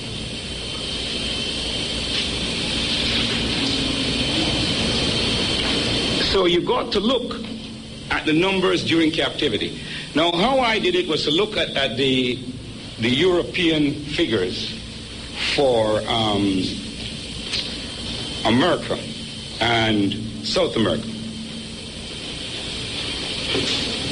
And what you find is that if you take the number of people coming over, you see, that were brought over in slavery, you had well over 20 million that were landed in the West. well over 20 million. Yet at the end of slavery, if you added up all of the Africans in the Western Hemisphere, you didn't get 20 million. And I can tell you that the most slaves were in the United States of America and, of course, in Brazil. Brazil had 6 million, America had 4 million. And if you add up all the rest of the other people, say, right, they did not come to 10 million. So how is it that you brought over 20 million and all of that time, and these people were breeding? Because remember, these people were breeding slaves. Breeding slaves was big business. The answer is that you were beating them, working them to death. Then you get the statistic that the average life of a young African stud slave on the plantations was 8 years. So, we say that if you take that total that we had, then at least that amount of people must have died over that 12,050 years. So if we're looking at 15 million, right, we're saying that another 15 million died because you harassed them, beat them to death over all the operations that you had for 1,250 years. So now you're going to 45 million. Now what is the percentage that died crossing the Sahara or the Red Sea or the Indian Ocean? Remember I told you about the case where a caravan came and 1,500 died from thirst. Well, I was nice and kind and I said, if we're looking at 15 million, right, I'm saying a 20% mortality rate on the caravans. This is a better rate than was on the ships, because you know that on the ships coming across where the conditions were more hazardous, we will admit, it was as high as 25 and 30% mortality rate on those slave ships. Even the crew had a mortality rate of around 18-20%. The crew and their conditions were superior to the dense-packed Africans on board those slave ships. So that's another 3 million. So we're looking at a grand total for the Eastern slave trade of about 48 million. 48 million in the Arab slave trade. And this is the minimum. It could be very much higher than that. But for 1,250, and we can't stop at the 1,250 here because they're still enslaving us. Still enslaving us. And as far as I know, they could be still castrating us too. Well, the slave trade has ended, quote unquote. And we have to ask the answer why. I want you to ask the answer. I want to ask the answer myself why. I said, why did we Africans allow ourselves to be enslaved by the Arabs and the wicked white men of the West, the Aryans, and decimate us for such long periods of time without a unified and concerted response? Damn it. Don't you realize at some time that African life is being destroyed? I don't care what tribe you belong to. Hell. Now, I mean, you're going to say that we live in a time of enlightenment. So here am I, I'm an African Caribbean man, and if I hear that they kill my African American brother or African South American brother somewhere, I get mad. Well, you're going to say, well, we know now that if they kill him, they would kill me. But damn it, 500 years ago, we should have realized the same thing, or 1,000 years ago. There was no distinction in who they were snatching. There was no distinction. Now, I don't know why. I tried to look at the thing, and this is, if all my analysis, this is one of the most, try and see if you can help me on this. I came up with 5 points that may have accounted for why we behaved the way we did. The first one was slavery was acceptable among the nations. And it's a fact that during the major portions of the periods over which our Holocaust occurred, slavery was an acceptable practice of the law of nations. But the brutality of the slave trade, again, this is not sufficient to explain. Racial awareness. Africans lacked racial awareness. Now, this is a big one. I think there's some truth in this. That we are not as racially aware as other people. And I speak from my experience in the Caribbean, which is a good experience because we have the white, yellow, and brown, and the black. The only thing we don't have down there is a red man because they wiped him out a long time ago. But when you live among these different people, you're very much aware of racial differences. Because although you pretend and say that there's no color prejudice down in the Caribbean, you do know that a Chinaman is a Chinaman. And he don't want to mix with you. And he's very racially aware as far as you're concerned. You know, when he has his association, you dare don't put your black, you know what, in there. He's in there organizing. The Arabs have their organization and they're organizing. The East Indians, a cocky set of brown fellas from over in Asia, they have their organization. You don't dare come near there. So we know that. You see, people are racially aware, and as for the white man, we know how racially aware he is. But all these fellas are racially aware. White, yellow, brown, or red. And by the way, a lot of people don't know that the Red Indians had slaves here in the United States of America, too. Yes, sir, the Cherokee Nation had a whole lot of slaves. Yes, sir. Yes, madam, they did. Everybody had Africans as slaves. Before we form alliances with people, we better find out the truth about them. Yes, sir. Yeah, you can go in any library, go down in the Newark Library, you'll see what they call it, red over black. That's another famous book on the old Red Indian slavery. And they had us as slaves. It was trading with us with the white man. Yes, sir. Technology gap. During long periods of our Holocaust, the invading predators, Arab and Aryan, had a decisive advantage in weaponry over our African ancestors and kinsmen. This is another good point. Religion. Africans are and have always been deeply religious people. Both in slavery were quick to hand over their religions to Africans. You see that religion thing? You know what King George did with that Bible, did you? He put in there for those phrases about ye who is of wood and who draws of water, be pleased to remain in the estate which the Lord hath placed thee. That wasn't in no Bible before. There ain't no word of God that said that. Well, he put it in for you. And we used to sing it and slop it up and, you know. Yeah. See what I mean, brothers and sisters? Even the very book that comes to you, you got to check it out. Whether it's called a Bible or a Quran, be sure it's the authentic thing. And if it's to submit to somebody and be their slave, you got to ask questions about that. Now, the final one that I said, and I think there's a lot of truth in, is tribalism. In much of Africa, economic, social, and political organizations based on a tribal unit. Now, there is an explanation. Chancellor Williams talks about this tribal unit, and we were survived because the tribal unit was necessary after the Holocaust that happened to us in Northern Africa, and we were dispersed. And this tribal unit, this group, which maintained itself and made the great migrations, allowed us to survive. And we did survive, and we did come out of the tribal unit to create the great nations of Ghana, and Mali, and Songhai, the great nations of Zimbabwe and all that. But tribalism persisted in Africa, and it was the way that the European and Arab was able to get in to set tribe against tribe, and to enter into those competitions for chieftainship, and to favor one clan or against another clan, you know. So these are some of the factors that we have to question as to why we did that. Now, the effects of the Holocaust in the Arab world, well, I don't like this name thing. I talk about that. With psychological slavery, it's still with us today. We have the Jesus complex, and now we have the Muhammad complex. I'm looking at some names here. Ibrahim, Abdullah, Jorge, Alejandro, Charles, Robert, Henri, Jean-Francois, Django, Agostino, Annette, Maria, Halima. None of those names is African. They're all alien, Arab or European. But we love those names. Claudette, Maria. Don't sound sweet. It sounds so sweet. Or does it sound sweet? Well, you like to call your daughter Makeda instead of Maria? Or Nzinga instead of Annette? You got to think about it.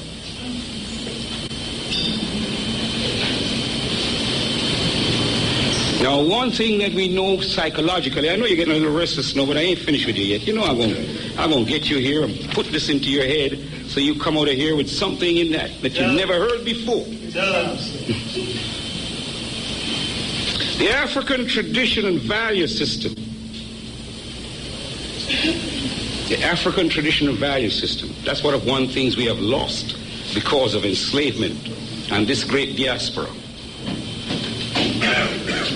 These high moral standards have been debased in many areas of the diaspora, and even the mother of Africa, by association with Aryans and Arabs, two races which are notoriously prone to homosexuality and lesbianism. Oh, you didn't know I was coming with that? You know I'm never going to let you go without that. The practice of lesbianism derives its name from the Greek Mediterranean island of Lesbos. The subtle, steady infusion of homosexual values and ideals from the surrounding alien culture into African communities of diaspora is a menace that must be recognized, attacked, and eradicated. Now, the rape and spoliation of African womanhood by the white man, Arab and European, during the periods of our enslavement, have created a wide assortment of color and phenotype in the diaspora. Now, you know I like to talk about the Caribbean, you know, because we come over here and we say we're such bad dudes and everything is all right down below there, but it ain't all right at all. Because if it's so all right, why is it that we don't have power throughout the Caribbean? Why can't we invite our African brothers and sisters to come down and enjoy the Caribbean with us?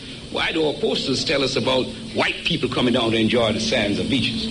And we got 35 million beautiful black people up here who should be down there with us, taking over every square inch of the place, right? Right. Ain't happening, though. Look at the things that we have. We worried about color. And look at this classification. There's a famous Jamaican classification.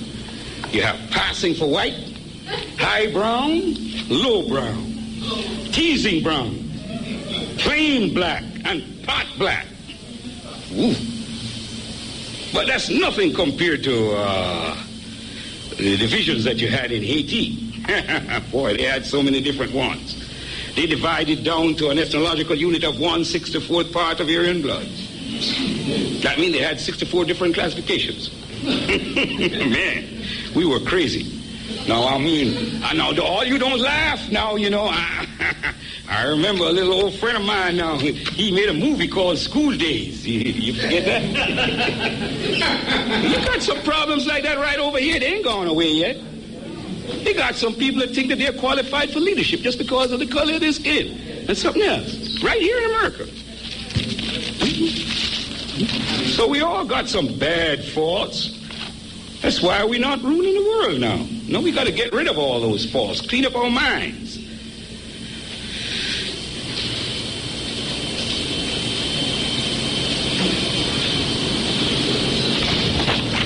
I'll leave some of this for when I finish this book I'm writing. Now, the last thing I got to talk about before I close is reparations. And I want to make it clear. Reparations have got to be by the Europeans, of course. White Americans, Germans, Frenchmen, Englishmen, Spaniards, Portuguese, all of them. And the Jews. And the Arabs. Saddam Hussein. Hafiz Assad. Hosni Mubarak. All of those dudes have to pay reparations because they enslaved us for 1,300 years. That's a long time to be under the whip to the Arab. Now, what are the reasons for reparations? We demand reparations for the following reasons. One, the murder, mutilation, and torture of our ancestors and kinsmen during our enslavement. Two, the wages which were not paid to our ancestors and kinsmen during the periods of chattel slavery. The pain, suffering, and mental cruelty to which our ancestors and kinsmen were subjected. The possessions and property which were lost to us when we were forcibly removed from our homeland of Africa. The loss of our freedom during slavery. That's 5 reasons for reparations, and I'm certain we could find more. Now, in 1989, when I first wrote this little paper, which I've been quoting so liberally from, I did a calculation on the reparations that were owed to the Africans of the Caribbean. Now, it was easier to do because I had a baseline to work from. What I used was the amount of money that was given to the white planters of the Caribbean in 1834 to compensate them for the slaves. And that was 30 million British pounds, which was 120 million US dollars. And how did I start my calculation? I said, well, there were 16 generations of slaves up to the time of 1834. And I worked that out roughly. So this is a general technique for working out. And I'm saying, therefore, that if I have 120 million for the worth of this generation, and there were 16 generations of slaves during slavery, then when you work that figure out, you have $1,920,000,000. Now, because we are modern Africans and we know that interest is always involved in calculations, we calculate at the very conservative rate of interest of 5%. And we apply the well-known compound interest formula. You can't see it from here because I hold it up. A is equal to P into bracket 1 plus R over 100 to the power T, where A is the amount, P is the principal or initial amount, R is the rate, and T is the time. Now, when you apply that formula for the period, you get your P is the 1,920,000,000, your R is 5%, and your time was from 1834 to 1989. It's 155 years. Now, when you work out that amount, you come to this awesome figure. Let me just count the amount of zeros, and then you have 9 zeros. Then in front of that, you have 3,694,900. I don't know how to describe that. Okay, let me give it to you. It's 3.695 to the power countries of the Caribbean. I mean, I talk again of Jamaica because I'm very familiar with there. But of every dollar that is raised in taxation in Jamaica, more than 50 cents of that dollar goes to service the external debt owed to the International Monetary Fund and the World Bank. The latest figures that I had for Africa show that the total debt of the 30-something countries in sub-Saharan Africa is in excess, and this figure was from about 1986, was in excess of $310 billion. It's much greater now. So you see that the load that we are carrying can be relieved by reparations. Now, people talk about the passage of time. I don't agree. The passage of time cannot affect the validity of our claims for representations. No statute of limitations can run against monumental and massive genocide. The records of the Holy Bible are a direct guide for us at this time. From the book of Numbers, chapter 14, verse 18. The Lord is long-suffering of great mercy, forgiving iniquity and transgression, and by no means clearing the guilty, visiting the iniquity of the fathers upon the children unto the third and fourth generation. We have to away with us the third and fourth generation of our enslavers, since the institution of slavery was ended in the period 1834 to 1900. Bill Clinton and Al Gore, listen to our cry for reparations. In conclusion, I say, no race of people can disregard their history. They do so at their very peril. But the African, above all others, has a special lesson to learn from the history of our enslavement and degradation. We must say more than any other people, never again, never, never, never again. God and history will judge the Arab white man of the East and the of the West. But it is for us, the Africans of the diaspora, to prefer the bill of indictment. Brothers and sisters, I thank you, and I hope that the little words I've given you today make a lot of sense to you and will make you ponder for some time to come. Continent with Mutabaruka. We are listening to our laments. You know here, continent, the end, the end. Yes, that was a lecture by Dr. Marcus Garvey Jr. Serious lecture. dealing with the Arab slave trade. And in light of what is taking place now, we have to really take a stock. We can't keep our mouth shut, and we can't not use whatsoever we have at our disposal to really make our voice be heard. Because some of us can only make our voice heard. Some of us can take physical action. Some of us lobby anything that is possible by any means necessary. By any means necessary. This is the 21st century, man. Really. This is the 21st century. What you expect?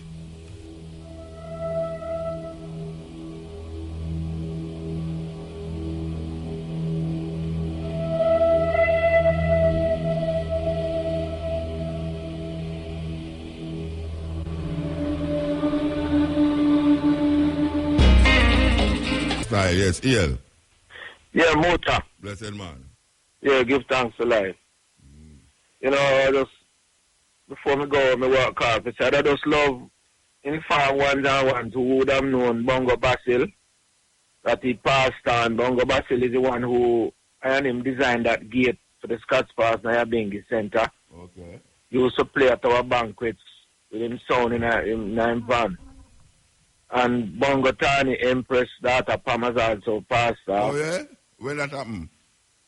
I got the sound yesterday, so it must be the day before or yesterday. What happened to them?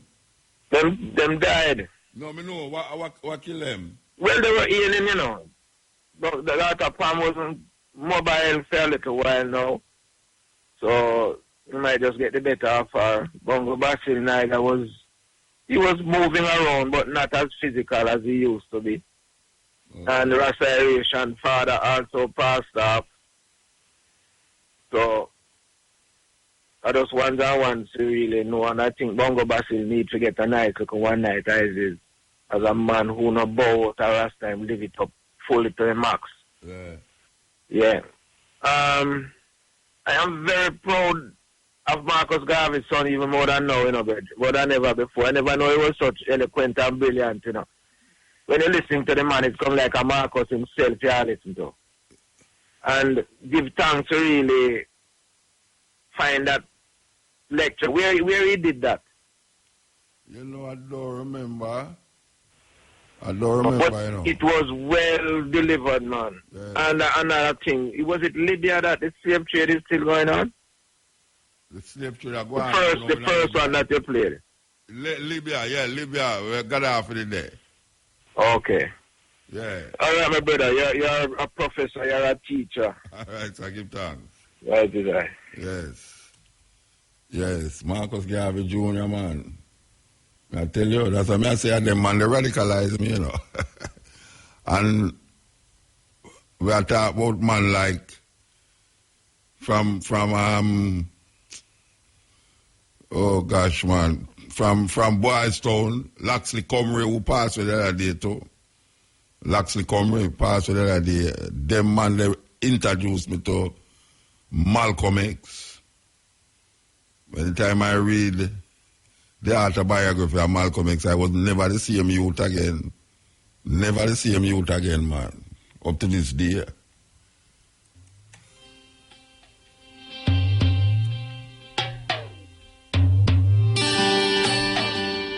Alan Martin, this is call, you know. Alan Martin. Alan Martin? Yeah, man. You did have to chase me down the street a couple years back. Talk where you take now, man? But it's New York, Muta, the bike messenger. Yeah, I know you, man. I hear all the guy you had to chase down the street through he disrespect your mom, you know? Yeah, but that's why I never say nothing because I know I know him. I know sometimes. One love. Been trying for weeks to get through to you, you know, but every time was a problem. Okay. Yeah, and with that guy, even, all right, so just to keep up, to let you know, I'm just kept up with everything. Sad, I feel it for the child who got sodomized by the other children. That's very sad, you know? And it's very sad because that's why I said they're following the mentality of America.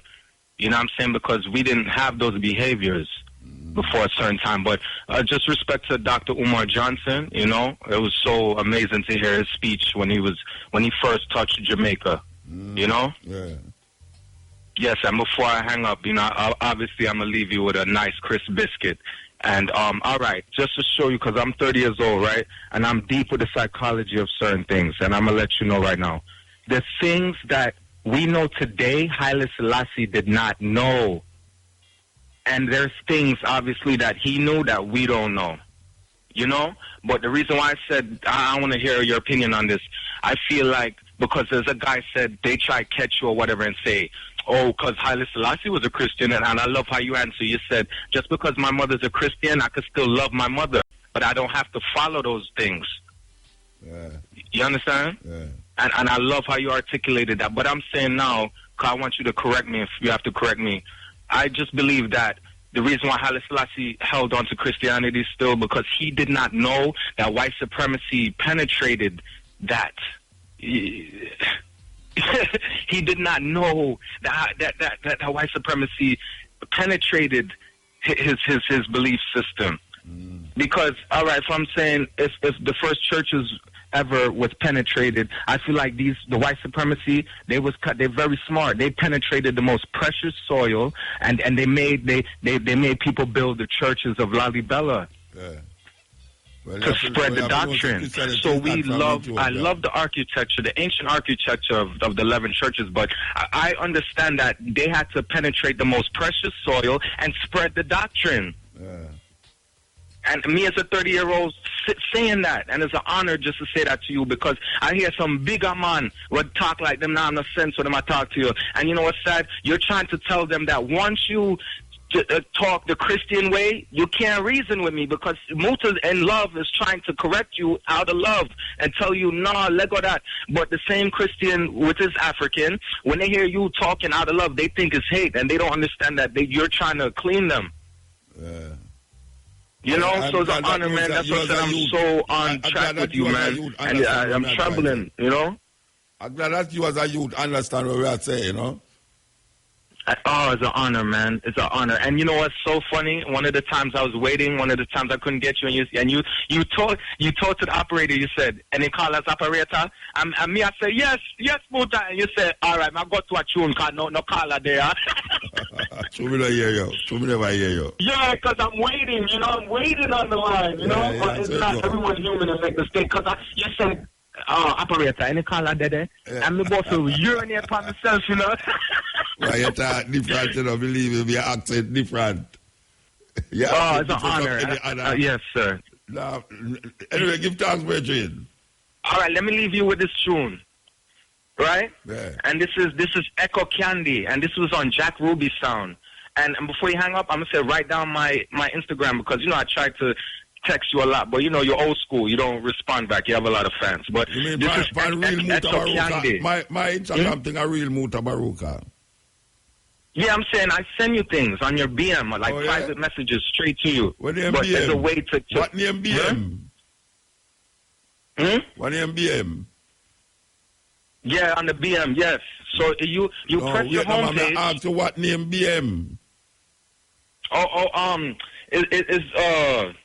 Your BM is a private channel, like, because I'm very old-fashioned too, so I haven't been on Instagram for a while, but it's your private, you know, your private corner where people could text you personally. Oh, them have them things there too? Yeah, all right. That's what I was trying to tell you in simple terms. Community talk simple terms. You're on Instagram. You're going to look down and see a house on the left. But we don't know nothing else about it. Yes, King. But look, you're going to see a house. Like when you're on your page, you see a house at the bottom left. Yeah. You press your house, and then when you press your house, you slide your finger. The whole screen will go to the side, and it will show you the people that's trying to contact you. Okay, all right.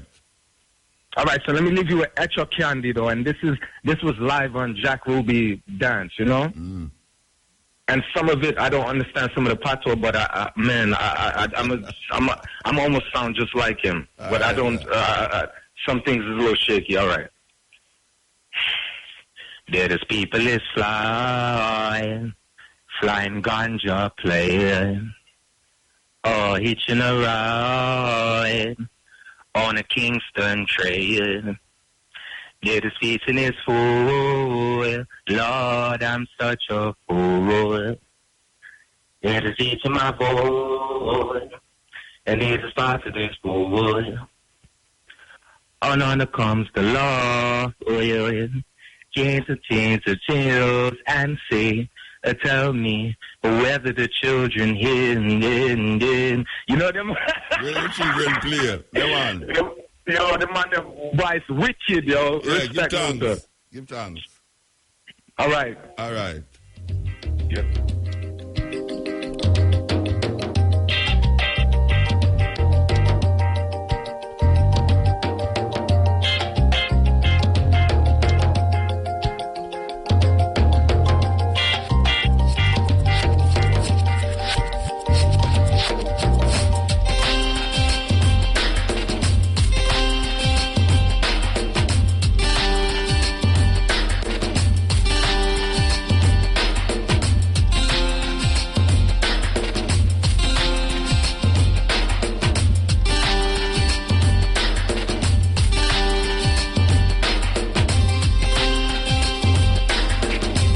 Yeah. Listen, Muta. As is. You know, say it's just a coincidence. A date married, you know. I ain't gonna play him. Oh, I'm gonna talk about check out the up in a talk. Yeah, a date married, no one of them. Him kind of make certain things clear still, because I don't know Diap is a man, him is a professor, so it kind of, him reasoning high, you know? Yeah, man. And the word, and the language, to it kind of, the English. Yeah. It kind of high, so what? I married still, you know? Well, I'm glad to hear that, man. Give thanks. Yeah. And you see, kind of overstand certain things where you say, you know. Certain things where you still say, and certain things where you repeat. As in, like you talk about certain things like you talk about the madness in the way I see in the society. It's like the things them where I experience is like a madness. Mm. Yeah, it's like the norm. What you feel is norm is not really a norm, but it's just another madness, you know? Abnormal. The normal become the abnormal, and the abnormal become normal. Yeah, something like that, you know? Yeah, man, that's true, man. Mm. All right, and even a thing where you talk about where, you know, the source and the consciousness and the energy and them thing there. I kind of wrap my head around the concept. Yes. Yeah, and overstand what you do with it. Well, go and read the book then, man. Go and read, yeah? Man. I know, say, Marcus, me just done too. Wow, you're going good, man. Yeah, man. Love that. That's an evil thing. Yeah. Most of the people who believe in a Christian God don't believe in a devil to one. You say what? And most of the people them who is Christian believe in the devil, you know. Yeah, that's what it says. It's contradictory to yeah, of course, it's contradictory. They talk about the devil more than them talk about God. Yeah, so that's why I believe, I was thinking that's why some people choose to worship the devil, because they believe the devil can be in the winning part of the war. Yeah, well, it look like I'm a winner now. If there is any winning a go on, look like I'm a win. Yeah. Yeah. Well, one last question. How you feel about Rasta that does eat fish and does, you know, claim fish ain't meat, you know, like. Yeah, man, with fish and no meat. Some Rasta that, you know, that. Yeah, Rasta with fish and no meat. Yeah. What them say it is? Well, I know it to be meat, but I grew up around some Rasta. No, what them say it is. No, when you grow up, the Rasta them when you grew up with will say, I know meat. What them say it is? They just say it ain't meat. They call it vegetarian, but they say it ain't meat. Vegetarian and vegetable, you know, the word vegetarian come from vegetable. Fish no grow up on tree. Right. Fish no grow up on tree, you know. Yeah. Well, you know, but the ones I grew up with, you know, they were plants and it's not for eating. Yeah, I mean, not only for Rasta when you have fish, but A man who eat fish can't say I'm a vegetarian. Right. Just simple. A man who eat fish cannot say he's a vegetarian. Right. Yeah. All right. Yeah, Give man. thanks.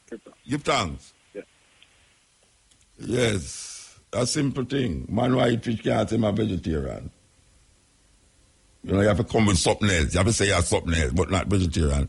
Them all, when them call, when them have a word for it, you know, Pizzerian or something.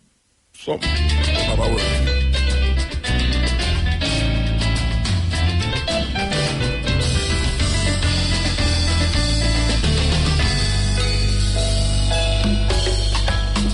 Yeah, this is Yeshan, out of Yeti.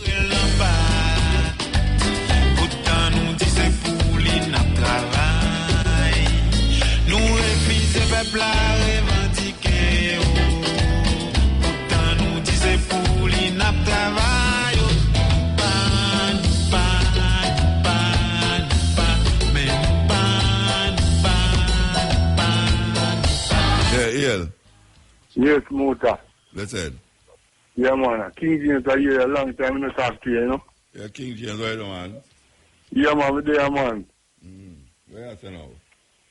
Man, big up all the Rasta man them in a Claremont. In a rural retreat and Calton Mountain and place in a Claremont, you know? Alright. I mean, I love big up Jatabi in a St. Thomas, because I love when talk, you know? Yeah. Yeah, man, I love me like how Jatabi talk, you know? So I know, we try to talk like Jatabi, you know? Just go to Rastafari, where you know? you like where about Jatabi, sir? Where you like?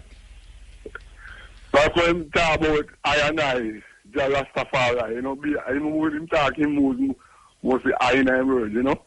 Okay. Real man. Alright, sir. But me I say, that be so powerful Jack, you know, so I come back 4 times, you know? So me I tell you, say, no, well, you want to hold on, yo. That's why I say, come back as Jesus, you hear me? Oi. I listen last year, see? Yeah, listen to me, I listen to me. Huh? Yeah, you hear what I say? Yeah. Alright, you know. You see, over the years, yeah, kind of make you go and run and talk. But you see, right now, I kind of get tired of him talk, you know. You understand? So, me not going to really allow you to take up the space when other people are listening for call, for deal with that, no. Me can't take that no more right now. You understand? Alright, King James. Yes.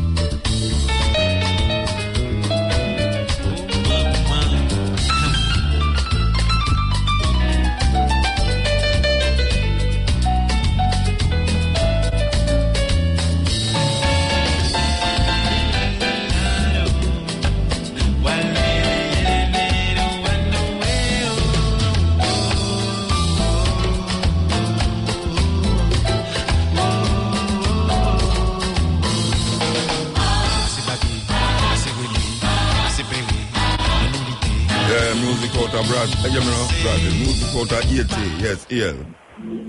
Yes, Rasta. How is it? Blessed it. Hello. Yeah, man. God to ask if you ever hear about some people named the Anunnaki. Anunnaki? Yeah. No, but you listen to your radio and you have to turn on the radio behind you. Hold on. Anunnaki. Yeah.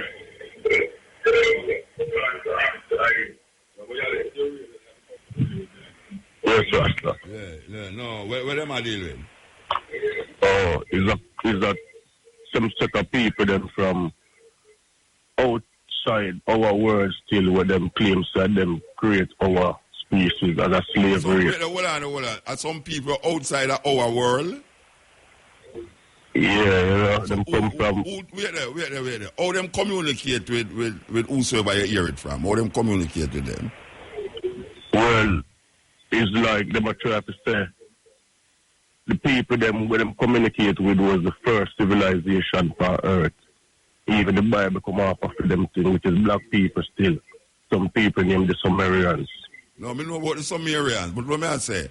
Who has said these things? Who is them who has said these things? That may I ask you. These are the Sumerians people who wrote the book.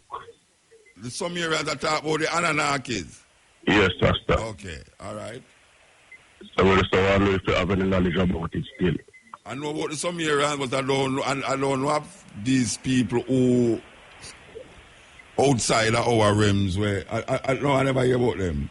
I know about Sumerians though. Okay. Yeah. Well, I love if you could check up on it still and make you know what you think about it, because it's more logical than the Bible still. It's more detailed. So tell me what logical about it. Tell me. You explain to it since you read about it. Well, it make you know how human being really come into existence. It really make you know the life really start. What them tell you say that all them come into existence, or human being come into existence? Just like how the Bible that tells us that create human beings. It's like these people are some alien beings. You understand where them create us to them likeness and image to use us as a... How them do it?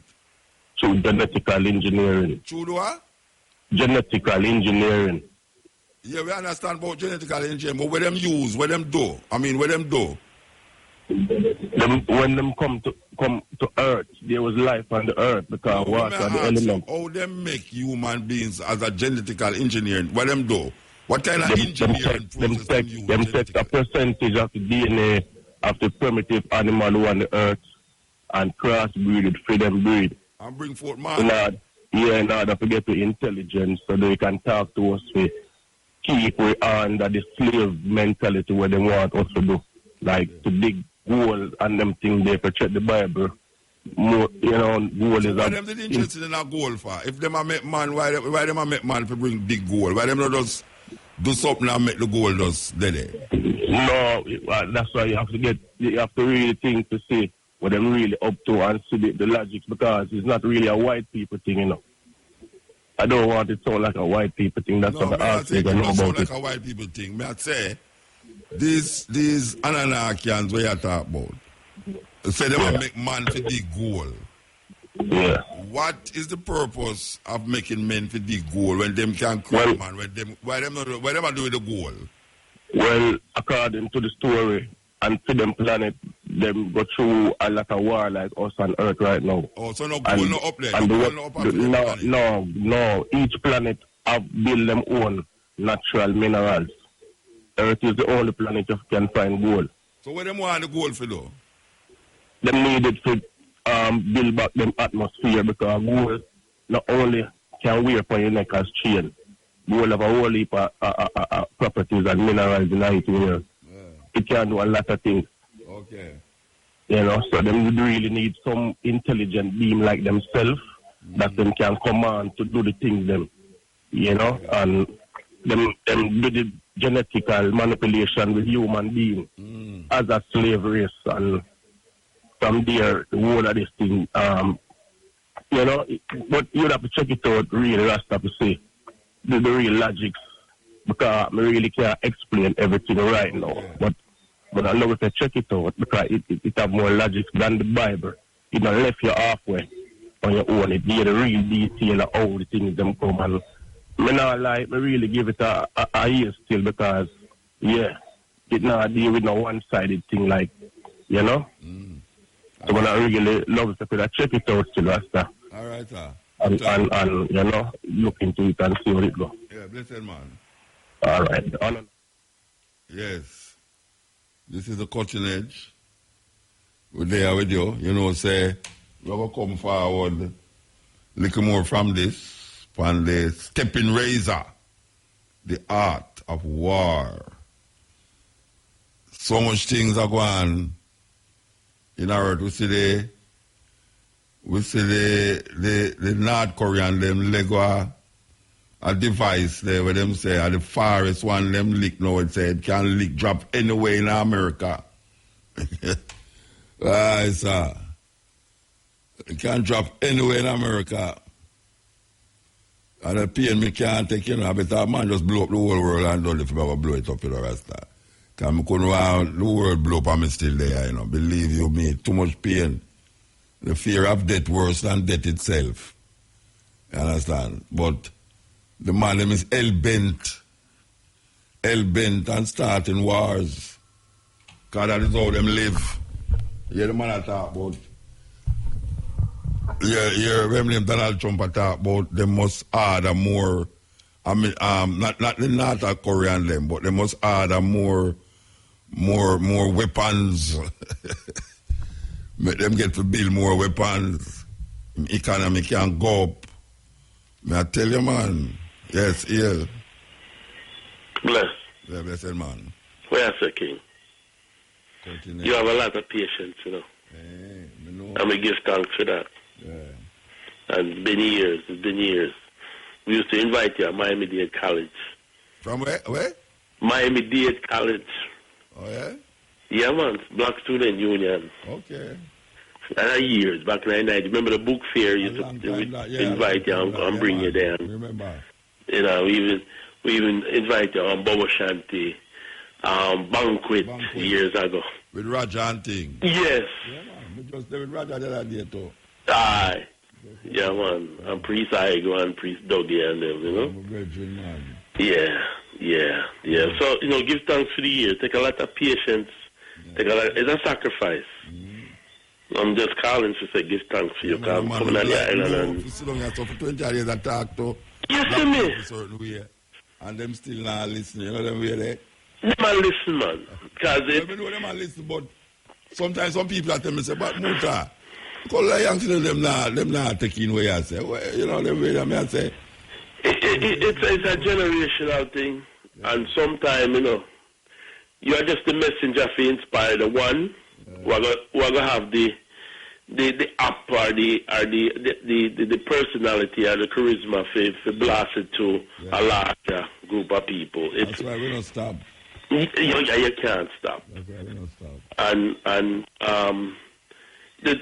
we have to grow, and it takes a lot of courage, because even within Rastafari, I tell people that Rastafari is something where, it's an inspiration where we sort of did have the solution, and then we get caught up in the research of supremacy. In the sense, we get stuck in the Bible, and once we never walk ourselves out of the Bible. That's why Prince Emmanuel even teacher said, don't bring the Bible into Africa, to dash it where. And it's just a large process where you have to step out of it to really understand it. Even with the king, people understand the man was born into Christianity, just our father. Yeah. So him couldn't. If that's why him probably was inspired by us and say, yeah, this is some people are trying to get themselves out of it. Yeah. And them are going to make me a better king when him come to Jamaica.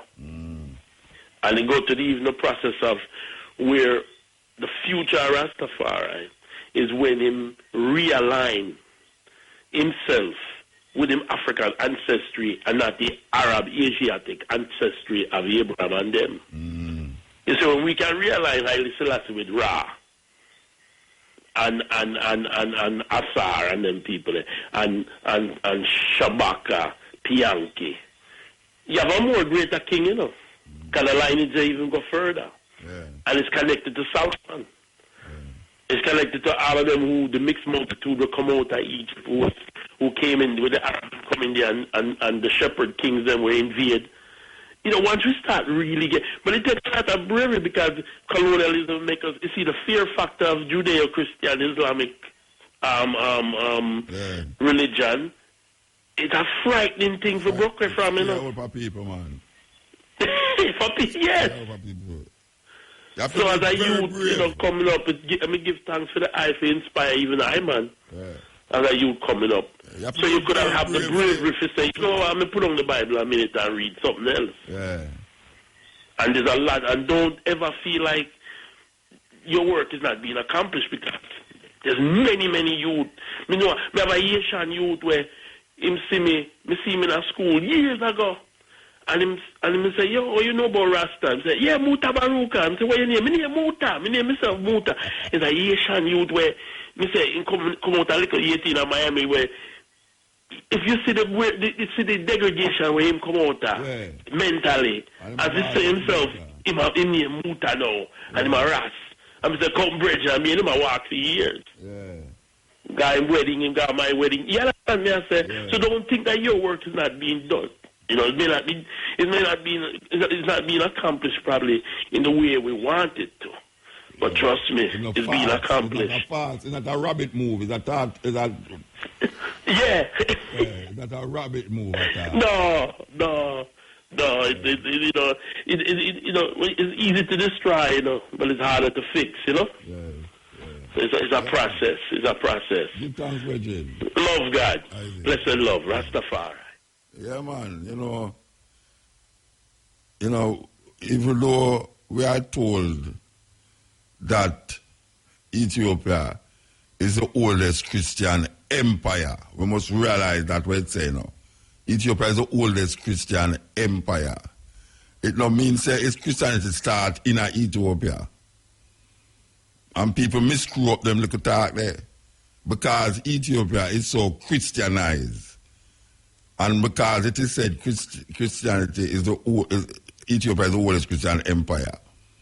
We must remember also that Haile Selassie say is the Ethiopian, carry Christianity when them get baptized, carry Christianity, go to Ethiopia. So we don't want to twist the thing. Ethiopia is a Christian empire. And all of the emperors of Ethiopia must profess that religion, or else him going to get ostracized like Ligiaso, who was a Muslim. You understand? So we just want to remind the ones them of that. So when we say, as the youth before say from New York say, there's a lot of things that through experience Haile Selassie will know. But there's a lot of things now that Haile Selassie don't know. And we're not going to go on like say we are some little Jesus freaking person. There's a lot of things if Jesus, according to the Christian Bible, if Jesus is alive now, he would have shocked. He would have dropped down and dead and couldn't get crucified. When him say we are going on, so now all the telephone, them and plane are flying a year and all them something there. There's a lot of things we are going on now. Where it's learn, Haile Selassie learn French. It's learn, is a man from Guadeloupe teach Haile Selassie French, you know. The second language when talk outside American language is French. Haile Selassie is a man from Guadeloupe teach him. He never did know French, so all the man who about Haile Selassie know every language. It's foolishness. It's rubbish. A man tell you, boy, every language, Haile Selassie know every language. No go so. No go so. That is where the Christian mind carry you going on. When you start to develop that Christian mentality, you start to talk like them. Understand? Haile Selassie learn things like any other man. We never know, like any other man. Why you know that, and that don't diminish the power that I and I place in Haile Selassie. Yes, it's just that way I say. Because it's him make I develop this behavior and attitude, and that call I say Rastafari. It's not no Bible. Haile Selassie read the Bible. That is for him religion. I create my own religion in Haile Selassie. Yes, I create my own religion in Haile Selassie because every religion is man-made. Every religion is man-made. So Haile Selassie have firm religion. Him follow him forefathers. I create my own consciousness in Haile Selassie. It's just that. I don't create a God. God create this and God create. I don't let them talk there. Huh? No, me wear black all the while. Me wear black all the while, but thrown in a black t-shirt. Tell me something. Why people wear them cap backwards? Like that brother, you know. Him have on him cap with the peak and the... Why people always do that? Why? Him head back in my yard. I protect him head back. I always wonder why people are wear them cap backwards. It's like we now live in a backwards world. Yeah. But then your face is supposed to shade for the sun. That's why I say we mix up. I don't know. And maybe I'm me. I'm me. I don't know. I tell you. You want that too? That means I know me one then. Yeah, man, I told him cap backwards. You know, like him I deal with backwards thing. Yeah.